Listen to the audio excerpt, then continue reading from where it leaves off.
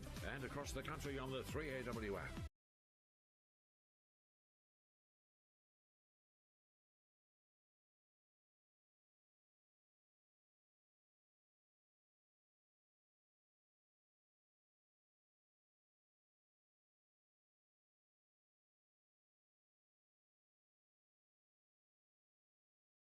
Thursday evening to Bruce Eva alongside Anthony. 3AW Thursday night footy brought to you by Macca's. The FIFA World Cup meal at Macca's is officially underway. As I mentioned, Joel Selwood and Jimmy Bartell, our ex-Cats legends, or they're still legends really, of Catland, are with us for Catalano. Save up to a massive 70% off store-wide at the Catalano Stocktake Sale event, which is on now. Get some ground conditions in a moment from Sam Leckie, but let's get some commentary box conditions from Bruce Eva. Evening to you, Pete. Great to make it, Bruce. Well done. Oh, weren't you listening last Saturday, Jim? No, I wasn't. I was calling. No, I did call Adelaide, Melbourne. You did. No, I was. Tuned in last Friday night and just expected to hear, but anyway. No, you don't. You're on air. G'day, Hutto. Joel. You're Jimmy, in good hands. Sam, Hi, good evening, everyone. Good to have you back. True heavyweight clash tonight. Really looking forward to it. Between Joel and Jimmy. That too. Yeah. Well, it is though, isn't it? I mean, we know that Sydney have beaten them the last couple of times. You'll give us more details, but before that, Brisbane had the edge over them, including that pretty embarrassing grand final performance by the Swans. Yeah, they won. Well, Sydney, as you said, have won the past two. Before that, Brisbane have won 5 in a row and 7 of the past 8, including the 60-point grand final thumping in 2024. I'm not going to give away my bold prediction right now, but the last 2 Brisbane-Sydney games at the Gabba have both been decided by 2 points. Ooh. And we know things occasionally happen in 3. So you're going for you actually early, 2-point result. A 2-point result. Earlier this year, you tipped, it was down at Launceston. I reckon it was last year, Hawthorn and Adelaide. The 3-point. 3-point, I got it exactly. You did. Oh, credit where it's due. Thank you, Jim. Keeping the receipts. Let's head down to the boundary for ground conditions for Barry Plant. And you can get the home ground advantage. Barry Plant Real Estate, your home in safe, award-winning hands. Sam Leckie has the boundary conditions for us. Evening again to you, Sam. Thanks, Hutto. Yeah, beautiful winter's night. There's been a little bit of a cool change in Brisbane. That's 16 degrees tonight at ground level. The humidity's still pretty high, and typically any game in southeast Queensland, you walk across the ground at night time and there is that little bit of dew on the ground, so it might get slippery underfoot at times. And in the warm-ups, I'm looking at them right now, you can see that ball skidding around when it does hit the deck. A week off, though, means that the ground itself is in pristine condition. There has been a little bit of cloud around today around Brisbane, but thankfully no rain, which I think we're all very thankful for before we watch this game. All right, as we said, Barry Plant Real Estate. Get the home ground advantage from Barry Plant Real Estate. Your home is in safe, award-winning hands. Great to have Sam Leckie with us tonight, and it's great to have Arrow Transport with us on 3AW Football, as always, for those bold predictions. From wharf to warehouse, dock to distribution, whatever you need to move, get moving with Arrow. Visit arrowtransport.com.au. Jimmy. Yes, I'm on a hat-trick here, gentlemen, and I have complete confidence that I will get my third one in a row. Did anyone ask? No, I just, no praise like self-praise, as they say. Beaver, I'm not getting much from you, so I've got to pump my own tyres on this one. Will Ashcroft, Mr. Big Shot, always plays well in big games, clearly, because 2 Norm Smith medals, but other big matches, he seems to stand up and deliver, enjoys the big spotlight. Thursday night, as we mentioned, cracking game, 2 good teams. Will Ashcroft, 30-plus, and 2 goals from Will Ashcroft. Okay, bold enough? Bloody oath it is. Okay, we'll see. I like Sam Leckie's due on the ground. I think it's a half-forwards night tonight, so I'm going to go Zach Bailey and Chad Warner to kick 6 goals between them. And then if we're doing points, I'm going to go Sydney by 18 points. Okay, so he needs 6 goals and 18 points. Bailey and the Chad, 6 goals, 18 points. Yep. That's bold. Okay, boldish. Yep, Bruce. Final margin will be 2 points. That is very bold. And you've nailed one of these before. Who to? Yeah, get even bolder. Go on. That'll cost extra. Sam, you're like a jukebox. I was just giving you money. For us? I do. I'm taking Jimmy Bartell's formula. I've got Lockie Neal for 30, and I'm going to say 3 goals because I was watching the warm-ups. Normally the Lions, they'll come out and play a bit of kick golf together and warm up and limber up together, but Lockie was all on his own, and he looked dialed in, so I think Lockie will be the difference tonight. 30-3, that's big. That is bold, given he's kicked just 4 goals this season and hasn't missed a game. I'm going to put a bit of faith in Logan McDonald, who's just quietly going along and starting to kick goals more regularly. He's never been a big goal kicker, really, by big bags. Big bags. But tonight, I'm going to go for. How big do I have to go? 7, or can I go for 6? You can have a 6. You can have 5. You can have 5. All right. Harris Andrews is down there. We got to remember. No, he's not going to play on him, is he? Leicester. Yeah, all right. I'm gone 5. I'll give you 5. I was prepared to go to 6 or 7. He's wound you back from 7 to 5. I like this. Keep going. He might give you 4 next. I like him. He's coming bouncing. Bold predictions by negotiation. It's like a reverse auction going on here. There's something on the line. I'll give you 5. I do think one we should actually get four, if we were 3. allowed to put some cash into a bowl, and we have to sort of at the end of the night split it up depending on how bold gamble responsibly and accurate we are. Maybe do it by lollies, by sweets. From wharf to warehouse, doctor distribution, whatever you need to move, get moving with Arrow. Visit arrowtransport.com.au. So the keys to victory, big inclusion with Errol Goulden, of course. Great to see him back. Honda's end of financial year event is on now with great deals on selected 2025 Honda CRVs. T's and C's apply, but only while stocks last. Yeah, and McCartan back as well. He always stiffens up the back line. That silly experiment last year of him being a forward, he looked lost at the front end of the ground. So it's back, and of course, it looks very good as their key defender. But I mentioned in the pre-game, Joel, a bit of chaos versus control. We know Brisbane can control the footy, especially coming out of their back half. And they almost used the Toyota logos on either side, or the big sponsorship logos on either side as their electric fence. You're allowed to go really quick wherever you want there and rip it into that forward line, because we know that how dynamic their forward line is. But they're happy to play the possession game, the kick mark game. And we know this year, the Sydney Swans, that forward rapid handball, the way they do that really well is they make the ground really big, and in saying that, get out to the boundary, create that big channel through the middle, and that's where Nick Blakey and others come streaming through with that forward handball, and they get lots of goals out the back. Lots of goals where they turn the opposition round, and the form of Warner and Heaney has been exceptional in the last month. Are you worried about a lack of plan B with Sydney? Or do you think by now it's a pretty good it's being tested enough? I think it's been tested, yep. And I think the way that they've been able to fight their way back within quarters, within games, has been the most impressive thing by them. They haven't been knocking their footy out of the park by no means. But they've 2 close wins, haven't they? Yeah, recently. 3 and 2 points. Yeah. Yep. Against sides that, subtle mix of security there from Bruce. No, they had the soft kill against Richmond, which just was non-competitive, that 20-goal Saturday afternoon game, and then they literally have fallen over the line against the Saints and the Power.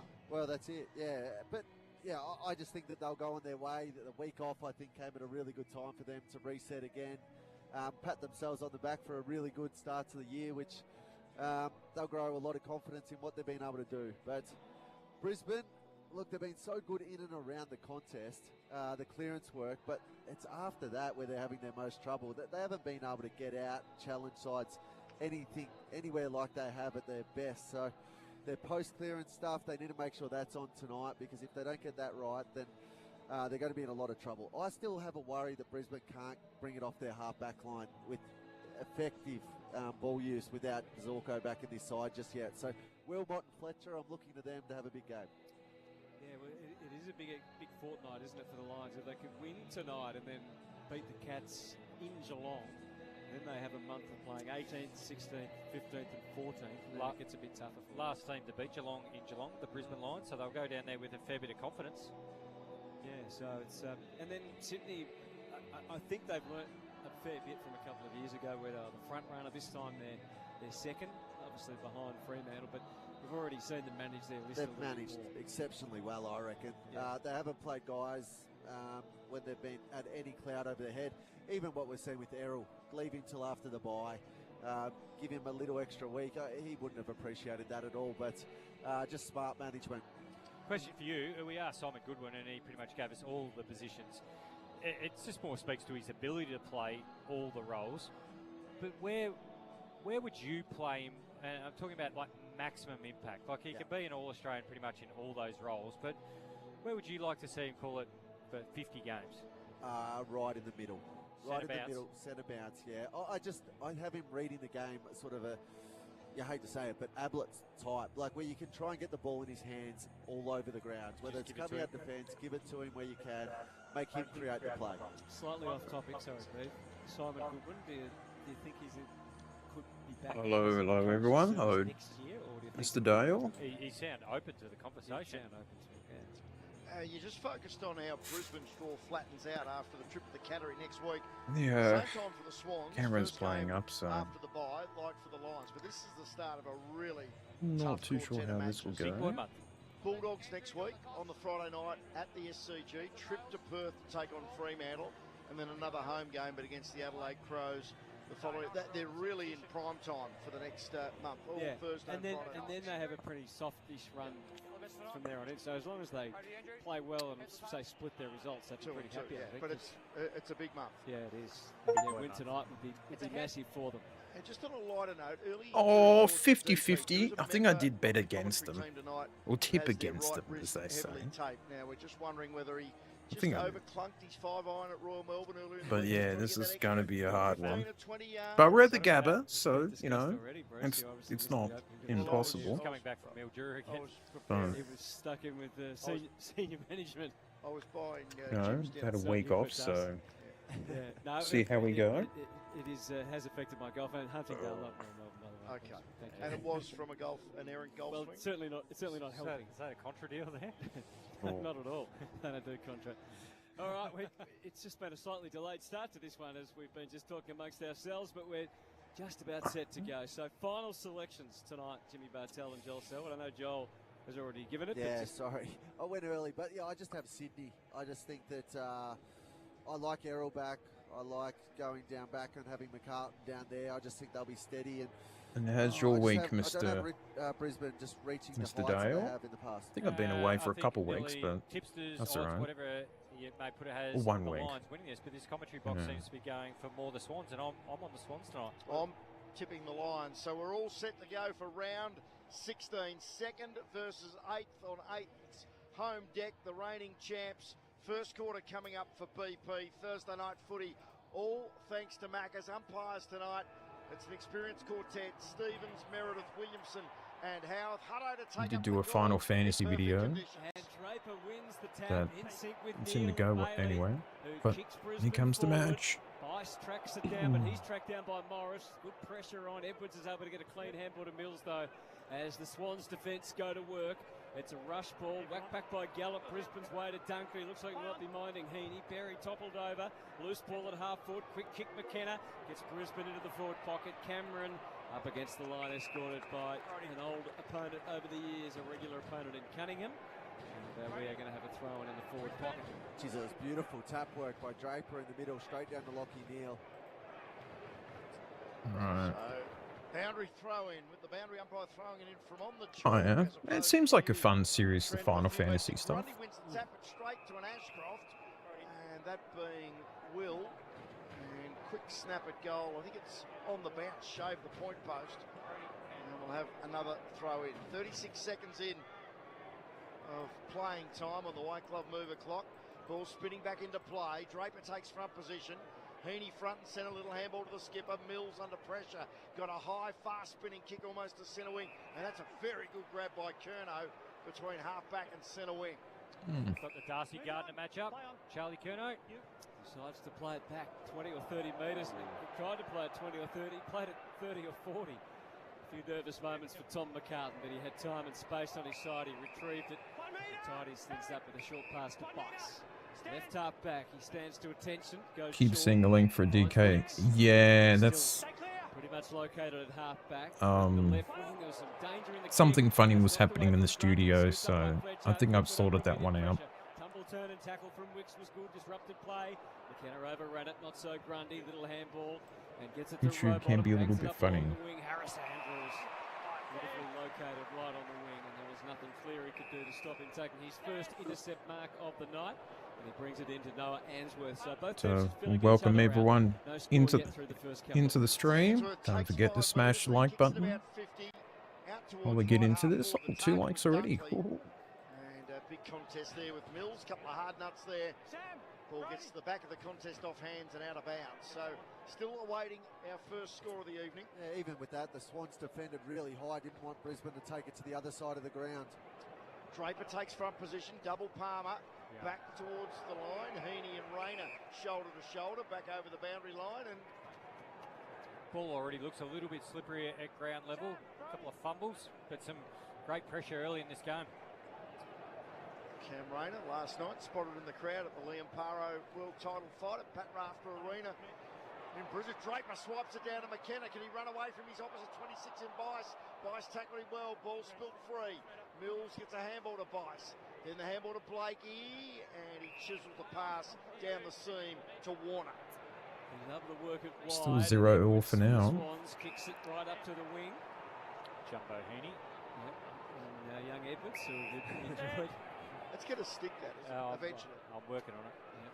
Sometimes it just needs a bit of repetition to ensure it gets locked away. Short to Mills as the Swans try and play a bit of possession footy. Let's do a poll, everyone. Just forward of the wing. Keep saying that I'm on each. Keeping it short.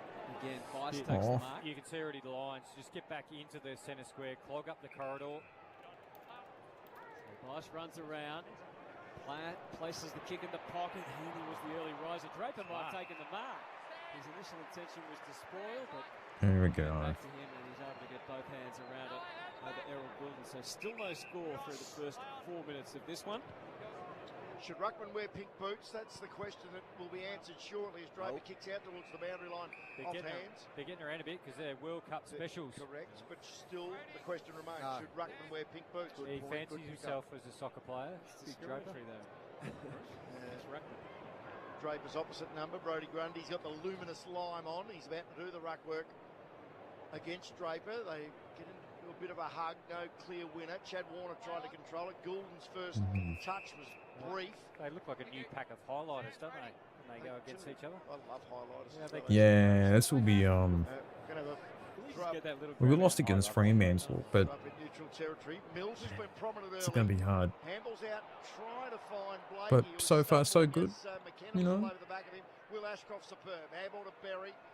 Handball to Fletcher. Handball to Neal. Working in a triangle. Back to Dunkley. And then the kick to centre wing out to space. 2-on-1 favour the Swans. And Bice, who's been everywhere early, gets a look away handball to Wicks. He did, who returned it to Heaney and then got it back again. It's all a bit of a rush. It turned into a torpedo by mistake more than anything. And it really didn't help out Curnow. Curno's got a free out. Yeah, he got lucky, I reckon, too. Looked like it was just in the contest. Blakey saw it. The replay showed he and McKenna clashing his shoulder. Yeah, so he looks like he's already got it strapped underneath, too. So he always goes down awkwardly, Nick Blakey. He's 200 centimetres tall and runs like a lizard. Elite player, that's for sure. Charlie Curnow is beyond the intersection of the 50 in the boundary. Sets to the square, pretty easy. Fodder for Andrews to spoil away. Able to keep it alive for a while through Lloyd, but now it's a rush ball out of there by Berry. Came back to Bice, fed it to Sheldrick. Goulden get himself clear. He can and he can't quite deliver. Backing back, Charlie Cameron provides the coverage to ensure that Cunningham couldn't take the mark. What an aggressive kick down the middle. It took Wicks to get a fist to it. McKenna came through with a charge and a run and really threatened, but Edwards is going to get back there and retrieve and quickly feed the handball across to McCarthy. Fans are booing because they thought there was a tangle, wasn't there? Fell over each other. Was there a Westerly weapon? There was a Westerly weapon. Still looking at McKenna being tripped up now. Sarong gets on the end of a handball from Grundy. That is a beautiful. They run close to still win for the Lions. True. That's probably the worst kick of the night. Straight to Ainsworth, who just socketed it off the ground. Lack of composure. He's winded, I reckon, from the kick that hit him from Heaney. Got him in the ribs. Oh yeah. Did it? No, it didn't. But there was a bit lower. Good excuse for why he just hacked it. So the Lasso free kick. Grundy with the chip pass to Mills. We'll get his numbers for Lamara's Hotel shortly. Very short to Goulden, who's marked at 65. Is that the 5 touches already, Bruce? I've only had 5 1/4 minutes of playing time. Goulden into the pocket. Heaney, that was well done by Draper. Getting a The camera's back for now. For as long as it works. He spins, he turns, he shoots, and it's touched right on the line from the man with the greatest Mustaca. Wow. The goal umpire, we'll have to come back to that later. First score of the night. It's taken 8 minutes, and it's a Sydney behind on the BP scoreboard. He's straight out of the First World War. Yeah, he's off like it's like off a peanut box in America. We want you. The handball over the top from Ashcroft. They work their way out through Reveal, and then to Neal. The next little offload is to Rayner through brute strength and core brilliance. He gets away and kicks to centre half forward. Blakey's okay. Back with the flight. He's able to interrupt. He's about to kick, but Cunningham was in his path. Too close. Just messing around with the chat box at the moment, folks. Has an untimely attack of the fumbles, and Hipwood pounces and kicks it forward. This should be dangerous and productive. McKenna just keeps it in. It wasn't perfect. Steadies after a bounce and kicks to the square. And he made it a little bit too easy for McCartan, who takes a relieving mark in the defensive goal square. Short to Mills, and then he hands it off to Wicks, and he places the ball up to the wing to Gould, and he was wrong-sided, but no matter. Like watching a game of soccer or football. Neil won. All over the back of him. Gould still wants it out wide. Rowbottom ignores him for a second time. It's a little gas now, Goulden, understandable. Long kick towards Curnow. He got two pieces of it, and eventually Gallup didn't chop the arms and affected the spoil. Will have a boundary throw in 30 around from the Sydney goal. Curnow's doing a good job finding himself in one-on-ones. Against this Brisbane side, you usually see someone come over the top. So Caden Cleary behind, the only score in the first 9 minutes. Fort and Grundy. Fort leaned over the top of Grundy, won the tap. Ashcroft's got it. Heaney's got him. Bit of a pile on. Umpire's seen enough. We'll have a throw up. Still 30 out from the Sydney goal. Both very experienced squads, and they want to take the pace out of the game against each other. So some great defensive structures going on. Ashcroft sharked it in the back pocket, just snapped it back towards the wing. There's Edwards prevailing again. That man is just gaining in strength, experience, and impact on this game. He goes a lot short. of strength.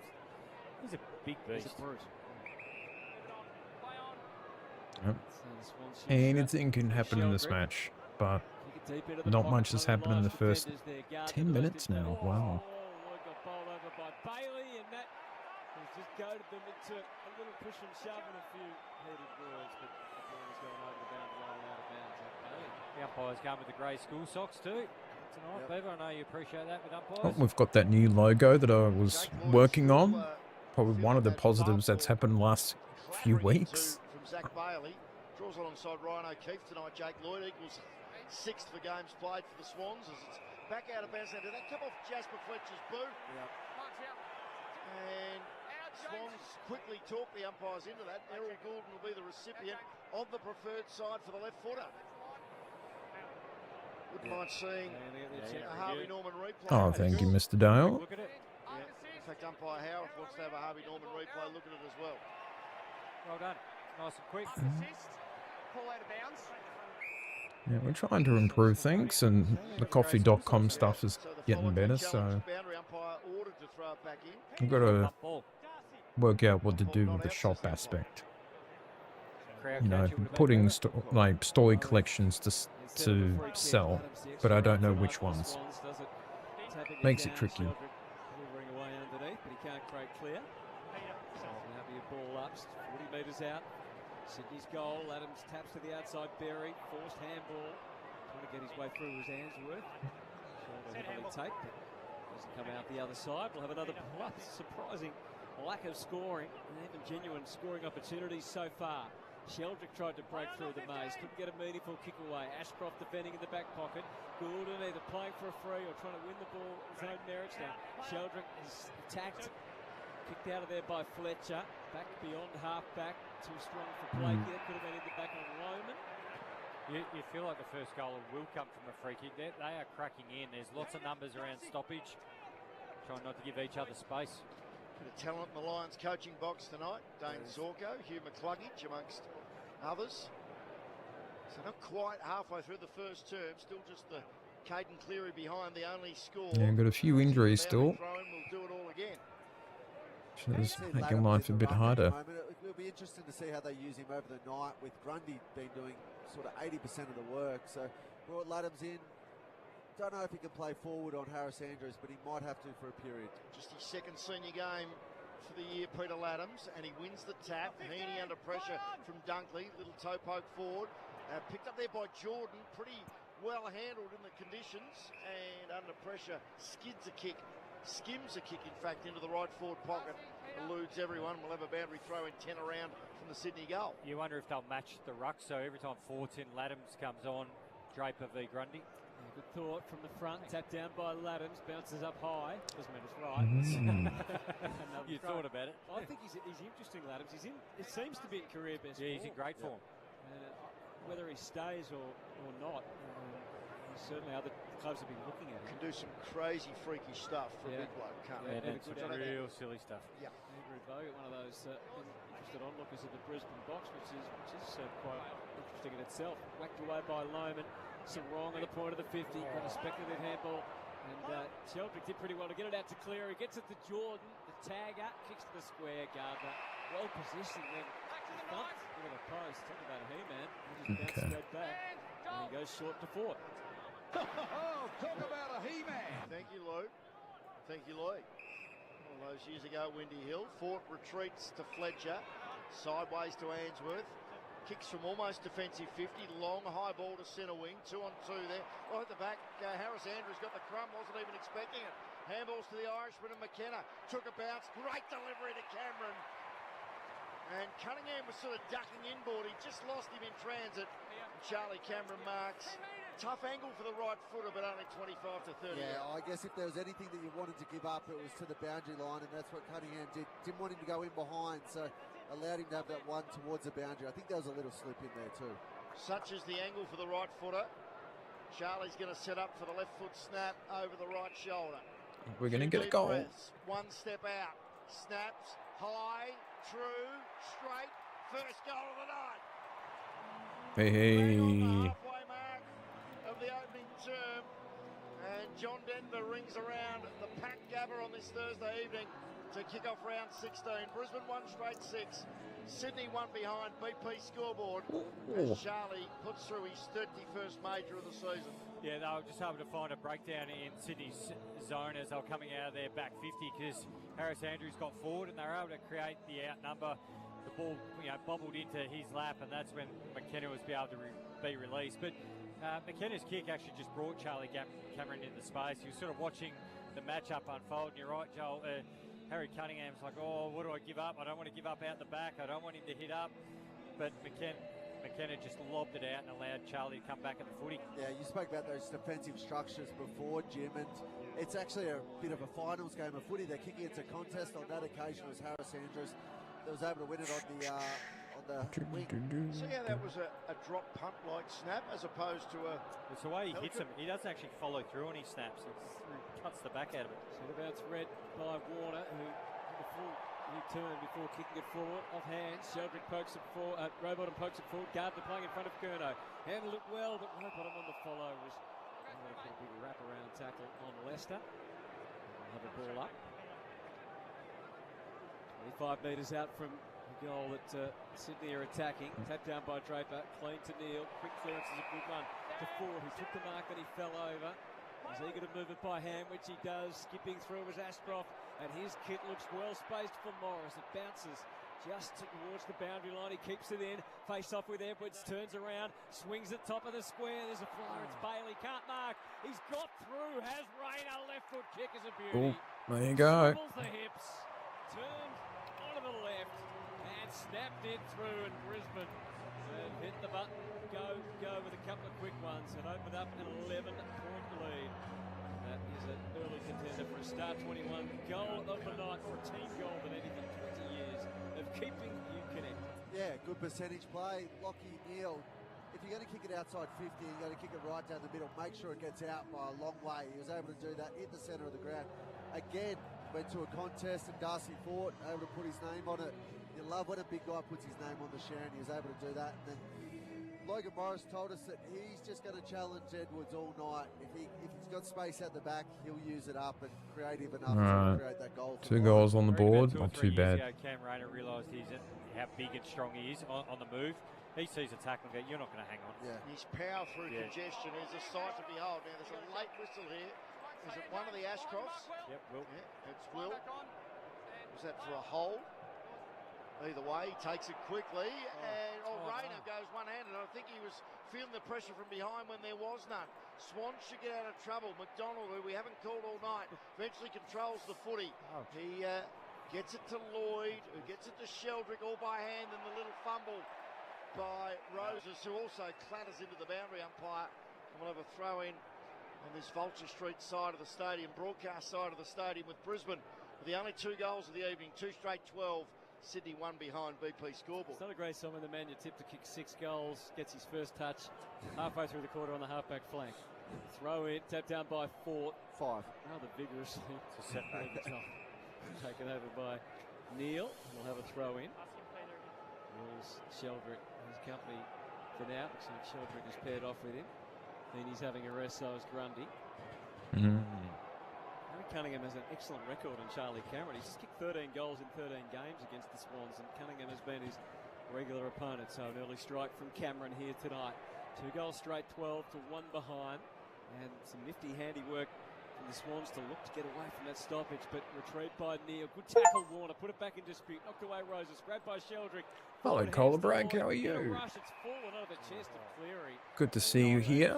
Yeah, You can help me test out the chat box. I'm just trying to change the background. Great coffee and those yummy snacks that we all love. Tick off your to-do list at BP. Great repeat out number from the Swans. The ball was bobbling around there, and we thought Lockie Neal was out, but just the tackling pressure kept the ball in the contest. Next number up was the Swans. He's had to fight to get himself back into the team. Caden Cleary, 1 goal 5 in his 5 games. How are you, Mr. Colabrank? Offensive forward than anything, but Sydney need to find a goal from somewhere. Unfortunately, pulls the kick. Hang on, let me just check something. It's only a second minor for the Swans against 2 straight goals for Brisbane as the 8-gamer Wilmot brings it back into play safely to 4. Yeah, he was looking to receive. Yeah, been all right. Sideways to, is that Fletcher or Ashcroft? It's Ashcroft. Kicks to centre wing, and Sheldrick has given away a free kick, but Andrews took the mark anyway. Handballs to Levi Ashcroft. Kicks a high ball to right half forward, and Morris takes the chest mark in front of McCartan, kicking a half from home, runs out towards the boundary line. Oh yeah, that is going to happen during the stream. Hamling takes the intercept mark. Feels like he's been playing for about 18 years, Joel Hamling. Yeah. I played with, well, he didn't play a senior game, but he was drafted to Geelong. For some reason we have lost the background colour. Logan McDonald was a bit of a sitting duck there, and it's smashed out of bounds. It's a great talkback topic is that the sort of obscure premiership players. And Eagles, 2016. Had more clubs in Callaway. Yeah, he has. Taylor May, 10 points to the difference. Oh, another little contra deal. Cochran, throw in. 60 metres around from goal, socket once and a second time. And the chat box is playing up some. Its own mind there, and it got all the way to the goal square. Sweeping back Hamling. Clearing kick, just bashed it out wide to Roses, who got there a step ahead of Fletcher. Put a little move on to try and buzz past him. Fletcher sticks to task. A soccer by Roses, out to meet it off the line. Wilmot did well the first time. Didn't anticipate the grit and determination of Roses, who wins a free. Sydney try and take the advantage. They regret it now. Well, Gallup got caught up in a tackle by Jordan as he tried to win it back. The Swans shot themselves in the foot there. Yeah, they're double taking the ball a lot at the moment. The Swans putting pressure on themselves. Still goalless, the Swans. It's a 10-point lead to Brisbane on the BP scoreboard. So a free to Brodie Grundy in the ruck contest against Darcy Ford. He was going to give up. Ruckman. Eventually he's handballed to Heaney, who has to kick on his non-preferred left. Centering ball. Oh, great. What a kick. Not just a great kick. Good mark as well by Wicks. Clean grab given Zach Bailey was sort of flailing his arms around. It would have been somewhat of a... yeah, GTA 6 doing code in the box. Not surprised whatsoever. Sam Wicks has made himself a career. They couldn't work out what he is, but it's a small back. He's got the wheels to go with the opposition's best. He's kicked only the 1 goal this year, Sam Wicks. He's going to have to kick this 51 and metres it is sad. Front. Drop punt starts left, and that's where it stays. And the Swans are still goalless with just 5 1/4 minutes remaining in the opening term. They're 3 behind. Brisbane 2 straight 12 BP scoreboard. For Lamaros, Melbourne's finest gastro pub, going to 273 Cecil Street, South Melbourne. Call and mention you heard us on 3AW. 67% time in forward half, the Swans, but they are still goalless, just 3 behind. And they've forced a turnover on the wing. It wasn't a great kick inboard that time from Wicks. Socket away by Draper. On the logo, Bailey. Suddenly the mesmerising handballs. Dunkley, he sets Loman on a path to goal. He had a bounce. He had time to steady. And from 40 metres out, it's an unforced error. He's missed by Quite a margin. 2-1-13 Brisbane place 3 behinds on the BP scoreboard. They're playing like how we want the Socceroos to play on Friday. A bit of a counter-attack, get Socceroos. back, defend. Oh, 30 minutes each quarter. Bice with the kick, and he was looking to Sheldrick. Mr. and Colibray. Sheldrick away for a kick. Yeah, it's got him high when he was trying to come over and butter up the poor kick in. So Logan Morris will be the recipient, only about 25 out on a slight angle. And that is a calamity for the Sydney defence. Let's look at the Harvey Norman replay. It was easy to see where he was going too. Sheldrick just wasn't even one across the chops, one almost in the right eye. So Logan Morris, he kicked 3 goals, 2 in his last outing for the Lions. That was before the bye against the Tigers. 35-28 for the season. Now this is going to be 50 metre penalty. I'm happy they're finally. Yeah, yeah. 25. 25. Dale's right. It didn't matter in the end because he kicked the goal. He was going to be taken to the goal line if he'd missed. And Brisbane have the first 3. There we Jimmy's go. Explain it. Lions 3-1-19. Sydney 3 behinds on the BP scoreboard. Yeah, I love that the umpires call this. Players have been taking the P155. So anytime a player lines up for a snap, the amount of players that come charging over the man on the mark early. This one came from the side, but they actually, umpire doesn't call play on. They just, you watch every time there's a snap, a player on the mark, he's on Oh, them we've got before the more umpire multiple calls play chats on. in. Yeah, That's coaches are something aware I of that wanted. too.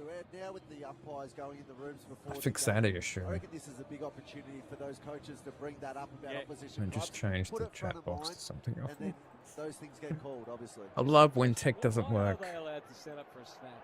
You're allowed sideways. I know you're allowed to. But why? they make their angle actually worse as long as they kick over the mark. Yeah, I understand, but it is, when you think about it, it's a bit peculiar how we've played the game for all those years. How's Out the of poll middle, doing? Sydney, 2 votes. Get it forward 1 for to each. Goulden, long, lethal left foot kick, comes off hands, and dribbles over line and out of bounds. Remember, for 100 years, you had to stand behind the man on the mark and just kick over it. Yeah, just kick over it. Yeah. Now you can go set up sideways and it's not play on. As long as you kick over it. Anyway, throw it in the forward pocket. You sort of run back into then you line up on the mark, if that makes sense. But you actually start what used to be play on. Tap down from behind Draper, picked up by Neal. He weaves his way through. Fed it back to Gallup, who kicks it 30 metres short, and he's able to find Dunkley. Had a haircut of the last couple of weeks and Sean quite low. What blade number would that be, Beaver, that Dunkley's running with? Oh, it's not a 0 like someone I know. Oh, hello, Mark. How are you? Dunkley to Go Fletcher, the all the way Lions. back to Gallup. And the Lions, Gallup doesn't like what he sees out on the fat side of the ground. So back to Dunkley. Back at left half back. It's not even a number 1. Be a number 2, Hunter. Yeah, it's real tennis ball-like, isn't it? Keep chipping around. Berry drops the mark. Eventually Fletcher, whose kick was a bit... Oh, he's trying to take a bounce. And Dropping the ball. it was. Jordan grabbed it. Handball to Robottom. Handball to Chad Warner from 52 on the fly. And he's nailed it.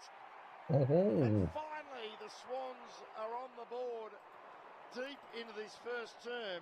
25 minutes, in fact, on the white glove mover clock. And on the fly, Chad Warner. He doesn't need many opportunities. Star 21, goal of the day. Sydney. Well, that's good you're watching on the telly. Sydney 139. Good to Brisbane hear. 3-1-19 on the BP scoreboard. Good evening, Smokey. Just trying to do 6 things at Yeah, once, I like but that. James Jordan, intercept in the front half. okay, now I've worked it out. And Brisbane become alive because they were playing I around have to with do their these bubble Swans ones. are defending really high and able to do the turnover. Then the class of Chad Warner was able to come into play, get the ball to your best players, and that's what the Swans were able to do. And straight away, the Swans find their way back into this contest, as you said. That's the way, Mark. That's how we should do it, 65% of the folks. time, just haven't been able to put on the board. But I'm sitting here at the main desk, keeping an eye on everything. It's a high ball there to be taken. McDonald can't. Leicester knocks it to ground. Now Wilmot versus Rowbottom. And Leicester went to ground as he picked up the ball, dropped it quick smart. Oh, Goulden clearly went over the Oh, thank you, Mark. Well, it's nice for you to come back. on the job to So- should be thrown into the forward pocket. We've got a few chatters here tonight, which is Swans nice. Continue to monopolise territory. Let's see if they can turn that into another goal. 10 points is the margin on the BP scoreboard. Thursday night footy with thanks to Maccas. 3AW bringing you all the action. Round 16, Grundy got to the front, got the tap down. Heaney was well seen to by Dunkley. And then a couple of players I go keep straight reach- to ground. Goulden I being keep one of them. reaching for my phone, but I broke my phone a few days ago. Up against Draper. And Draper grabs it away from Grundy. Couldn't get purchase on the clearing kick, so still there to be taken. 40 metres out, becomes 60 with a quick ball from Fletcher. No one could mark that either. The cleanest hands belong to Charlie Cameron. Took it away. Back towards the boundary line. He was able to get the handball to Dunkley, who fires it up towards the wing. So I'm going to get it fixed in the next couple of weeks. He's got it, arches the back, but he is well tamed by Ashcroft. It's a wild handball forward. And it's Fletcher and Dunkley on the job across half-back to try and tidy up for the Lions. That's good. They've got through now. Levi with a handball to Will, and he honours the lead of Morris, who's marked between wing and half forward. Ashcroft brothers brings it inboard immediately. Loose Lions everywhere. Into it. And the mark taken by Berry directly in front. 42 out. Oh, that's and good. He can go back and push this lead back out to 16 points. Great effort from Levi Ashcroft. Yeah, going back with the flight, kept his composure, which released his brother Will, but all class there from the Lions. Interrupted season for Jared Berry, just his 10th game of the year. Doesn't kick a lot of goals, just the 2 majors for the season, but late in this opening term, 90 seconds and counting on the White Glove mover clock. This will be a handy little break for the home side. Opening match of round 16, Thursday night at the Gabba, and Jared Berry splits the middle. And he kicks the Lions fourth. The reigning champs move to 4-1-25. Sydney 139, BP scoreboard. Great coffee and yummy snacks. List at BP and for Catalano. Good stuff so far. And Joel Selwood on Thursday night. 3AW 5AA footy. Well, Jim, it feels like it's a quarter of just moments making big plays, and on that occasion it was Levi Ashcroft going back with the flight and then creating the play from there. But the big ball winners, Fletcher and Will Ashcroft for the Lions, really getting involved. Well, they've come to play. It's just got to be 4 quarters of footy now. It's that So counter-attacking style that's what we've just got to do. Really well. The Swans have had 16 inside forward 50s, but so they've had lots of repeats, but haven't been able to turn it into anything. Yeah, and there hasn't been much clean either. Like they've got it in there, and it's been under a lot of pressure. So it's back to 16. Restarted in the middle. Warner got a hands handled off to Heaney, who bangs them up. It's going to bounce before it got to the leading forwards. Tapped away from Amati. Fletcher gave it to Wilmot. He turned the wrong way. He dropped it. Surely that is holding the ball. Yes, it is. Rowbottom. All right, we'll see you later on, Mr. Kohler Bragg. Have a good time.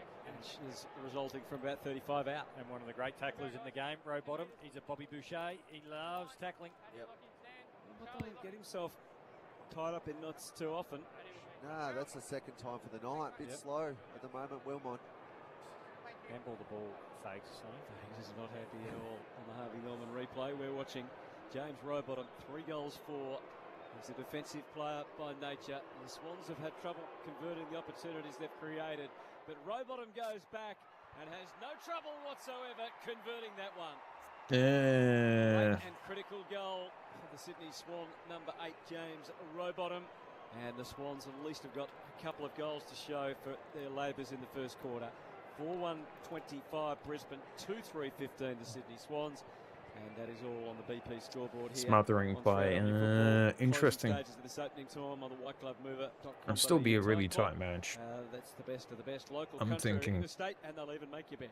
Yeah, paddle bump, Rowbottom there. They've got he and Lloyd on the forward line, and it's probably a bit of a reflection of where Dean Cox wants some of his mid-sized forwards. Of course, they've got some tools on there, but they need a lot of pressure, and that forward pressure gets it from Lloyd. He's played nearly all his career as a back. Rowbottom as that brute inside mid. Yeah, frustration from Fagan. A red time goal with 22 seconds left. Didn't want that.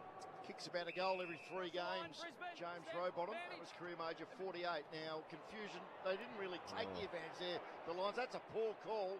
And Sydney going to have a late chance here. Mills with a handball to Warner. Back to Mills, run down by Charlie Cameron. Did he get a handball? Blakey socketed sideways, but only straight to McKenna, who handball back to Charlie Cameron. Quick kick to Loman, who dropped the mark, which is probably going to... Yeah, a lot of them are out at the moment. And I think Lockie Neal's looking There you go, quarter time. That was all a bit confusing, that free kick and advantage call. But at quarter time in the BP scoreboard, Brisbane enjoy a 10-point lead. They're 4-1-25 to the Sydney Swans 2-3-15. So this will be interesting. Apiece, but the more accurate Lions lead it by 10 points, 4-1 to 2-3. All singles. Oh yeah, for the kitty home cats. side. The goal kickers Jared Berry, Kitty Logan cats. Morris, Cam Rayner. He's saying hello in the background. Charlie Cameron. While for the Swans, Chad Warner and James Rowbottom inside the final 30 seconds kicking their two majors. A quick break, and on the other side of this expert quarter time analysis, thanks to Catalano from Joel Selwood and Jimmy Bartell. The FIFA World Cup meal at Macca's is officially underway, and we're one sleep away from Australia and Paraguay from midday tomorrow Eastern Standard Time. For Macca's, this is Thursday night, 3AW 5AA football. Each week on the 5AA Sports Show, Rowie and Timmy G track down the sporting greats of years gone by. With 5AA's Where Are They Now? Thanks to Walco. Walco are at the centre of SA's biggest cover-up with their incredibly good-looking Walco mesh pool cover.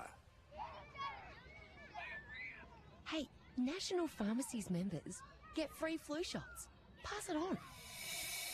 Whether you're single, a couple, or a family, if you're a member, Rugby you'll get your league. free flu shots. Pass it on. Yeah, I did watch the State of Origin. National Pharmacies That wasn't member? too bad. Join today and get your free flu shots. Pass it on. Spread the word, not the flu. Become a member at nationalpharmacies.com.au. Pass it on. Conditions apply.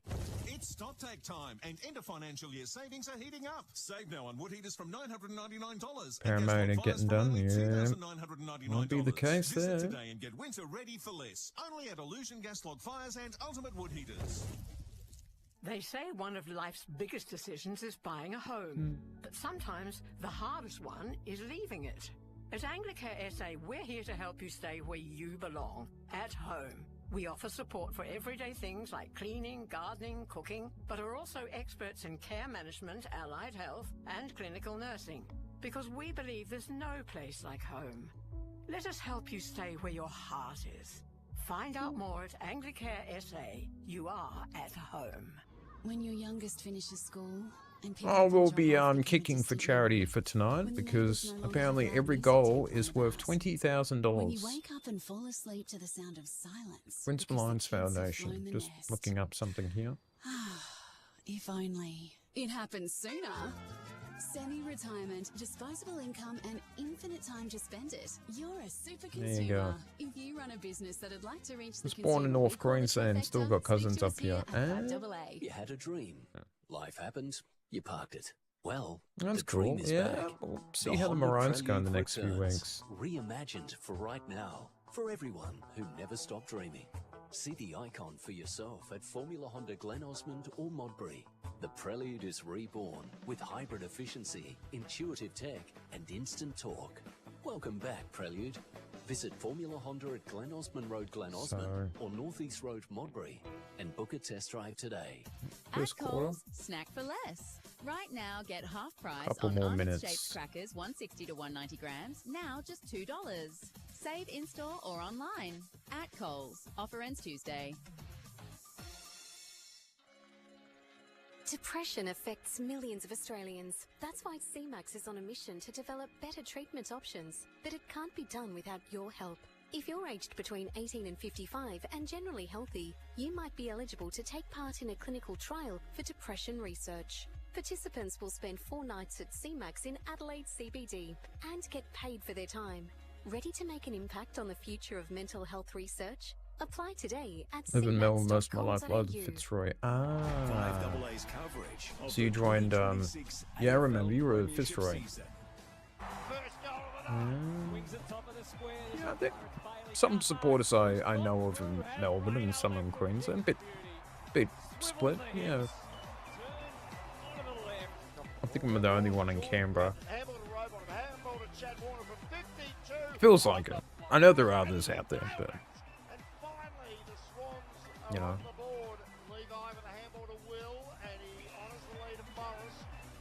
Yeah, they still operate in their own sort of manner, which is cool. Opening match of round 16, Thursday night at the Gabba, and Jared Berry splits the middle. Quarter time at the Gabba, and the BP scoreboard shows the Lions 10 points to the good, despite the Swans dominating territory in that first term. Brisbane 4-1-25, Sydney 2-3-15 before Joel and Jimbo. Let's get down to the boundary for Barry Plant. Real estate in safe hands. Here's Sam Leckie. Thanks, Beaver. No injury concerns down here on the boundary line for the first quarter. I think the chat box a bit bigger, thanks. Clash. We do have a little bit of a watch on Logan Morris, so he came off during the quarter and got So a little we've bit of been treatment meaning on his to back, fix which it up. didn't look like I think we've done anything that. untoward, but he was speaking to the doctors during the quarter time break as well. So maybe just a little bit of soreness there for Logan Morris. He's been involved in a couple of tense moments where he's testing out the shoulder of Nick Blakey, and if you want The any second idea quarter's of just the dew about on to the start. ground here, guys, the metal brushes were out. Brody Grundy spent a lot of time sitting down during the quarter time break, brushing the grass out of his studs. So it's nice and slippery out there. There's a glisten across the ground at the moment. Yeah, that's that cricket pitch right in the middle there that just muddies up nicely. But keep an eye on Cal Mills too. He grabbed his head at the end of that quarter, Sam. So keep us alive with that one. But I reckon the Lions just took their opportunities more, Jim. They played the conditions better. Long down the line, they had 10 of those, which they don't usually do too much of. The Swans had 3 more marks, and we look at the handball gains meters, which is off the back of what Sydney wants to play. They sort of play conservative early, but then they end up with 226 for the quarter, Lions only 7. Yeah, they sort of exposed Sydney's willingness to run and get off their back line. We're just going back through them and catching them at the back. Second quarter for Robot Building Supplies. Well, spell it in a tick, Jimbo, because the Swans with the quick takeaway. Warner to Heaney. Now, Heaney, after he got rid of it, was dumped by Bruce Reville. And that's 50, isn't it? It should be 50. Yeah, that's correct. Well, you're the AFL man, Joe. It's a quick handball to Wicks, the long ball. Amani, who was he playing in the first quarter? Didn't see him. Wilmot front and centre, little toe poke forward at Nutmegs. Kai Here we go. And the Lions are going to get out of trouble eventually, although McKenna's kick was half smothered. Mills got it. Handball to the Lizard. Blakey from 55. Disciplined centering ball. Sarong a chance. Reville with the spoil. Sydney keep it alive. McDonald pushed off it by Andrews. And then he socketed forward, but only as far as Gallup, who hacks it straight down the middle and gains about 60 metres. It was a get me out of their kick, but it's rounded up by Edwards for Sydney. Got a forward handball, partly disrupted. Sarong was able to turn around, get fully balanced, delivers into the pocket for Curnow. And it was fine delivery too from Charlie. He just had a step on Gardner. And he takes the mark about 30 metres out from goal at a 45-degree angle. What a pickup Sarong's been for the Sydney Swans. He's probably the type, you just pick him and then you work out where you need him. Of course, he's played predominantly on the wing because he works so hard. Both on 5 scoring shots. Play him off the So, yep, too early, Jim. Just too early. pretty tight. Always 3 Swans players on every Lions play. Yeah, it feels like it, doesn't it? Mysterious and cryptic as Curnow's kicked a goal. He's kicked a beautiful goal. And he raises both arms in triumph. Important one for Curnow individually and for the Swans, who kicked the last goal of the first term, and they kicked the first of the second. 4-1, 25 to 3-3, 21 on the Robot Building Supplies scoreboard. 3AW is football. The sweet, tangy teriyaki chicken burger from McDonald's Japan. So good, we stole it. Macca's World Menu Heist. The most wanted menu items heisted from around the world. Get them before we have to give them back. Available after 10:30 a.m. Lions by 4, please explain. Bit of Saints. Oh, he kicked a winning goal 3 weeks ago. I'm just not ready to consume his name still yet. Okay, yeah, that snap. Remember they coughed up those 2 fell asleep. Throw-ins, fell asleep. The Saints. St Kilda related early in the second term. Robot Building Supplies. How do you spell that, Jimmy? R-O-B-O-T, Bruce. Back to a 4-point ball game. There's a late whistle here. Across the line sort of business. Which given It's not often the Lions get Thursday night footy, so far this isn't year, it? but he's been outwitted, and it's a free handball to Ford, who does handball to Ainsworth. Long ball to 20 out from goal. Hipwood flew, couldn't quite control it. Heaney tries to storm through, tackled by his opposite number 5 in Dunkley. Bailey's got it, was given a long time to get rid of it. Handball wildly at Fort, might kick a goal. No, off the side of the boot. If it stays in, Hipwood a big chance! And he marks right on the boundary line. It was a floating, ugly-looking kick, and he did judge it pretty well as it came over his left shoulder. He kicked as hard as he could and went 25 metres. I was thinking the same thing. It went nowhere. 5 beers lined up along the top of the fence too. Like he kicked a balloon. So Eric Hipwood, his comeback game before the bye was his 200th. Most can go to a local Saturday one. Yeah, they're not too bad. Virtually unsighted in the first term tonight. He's going to step out. Preferred side for the left footer. Kicked the suitcase out of it, but he snapped it through at post height for a goal. There we go. Get the quick response. And at least the scoreboard's moving a bit quicker early in the second than it did at the start of the game. 5-1-31 Brisbane, 3-3-21 Sydney. Robot Building Supplies scoreboard.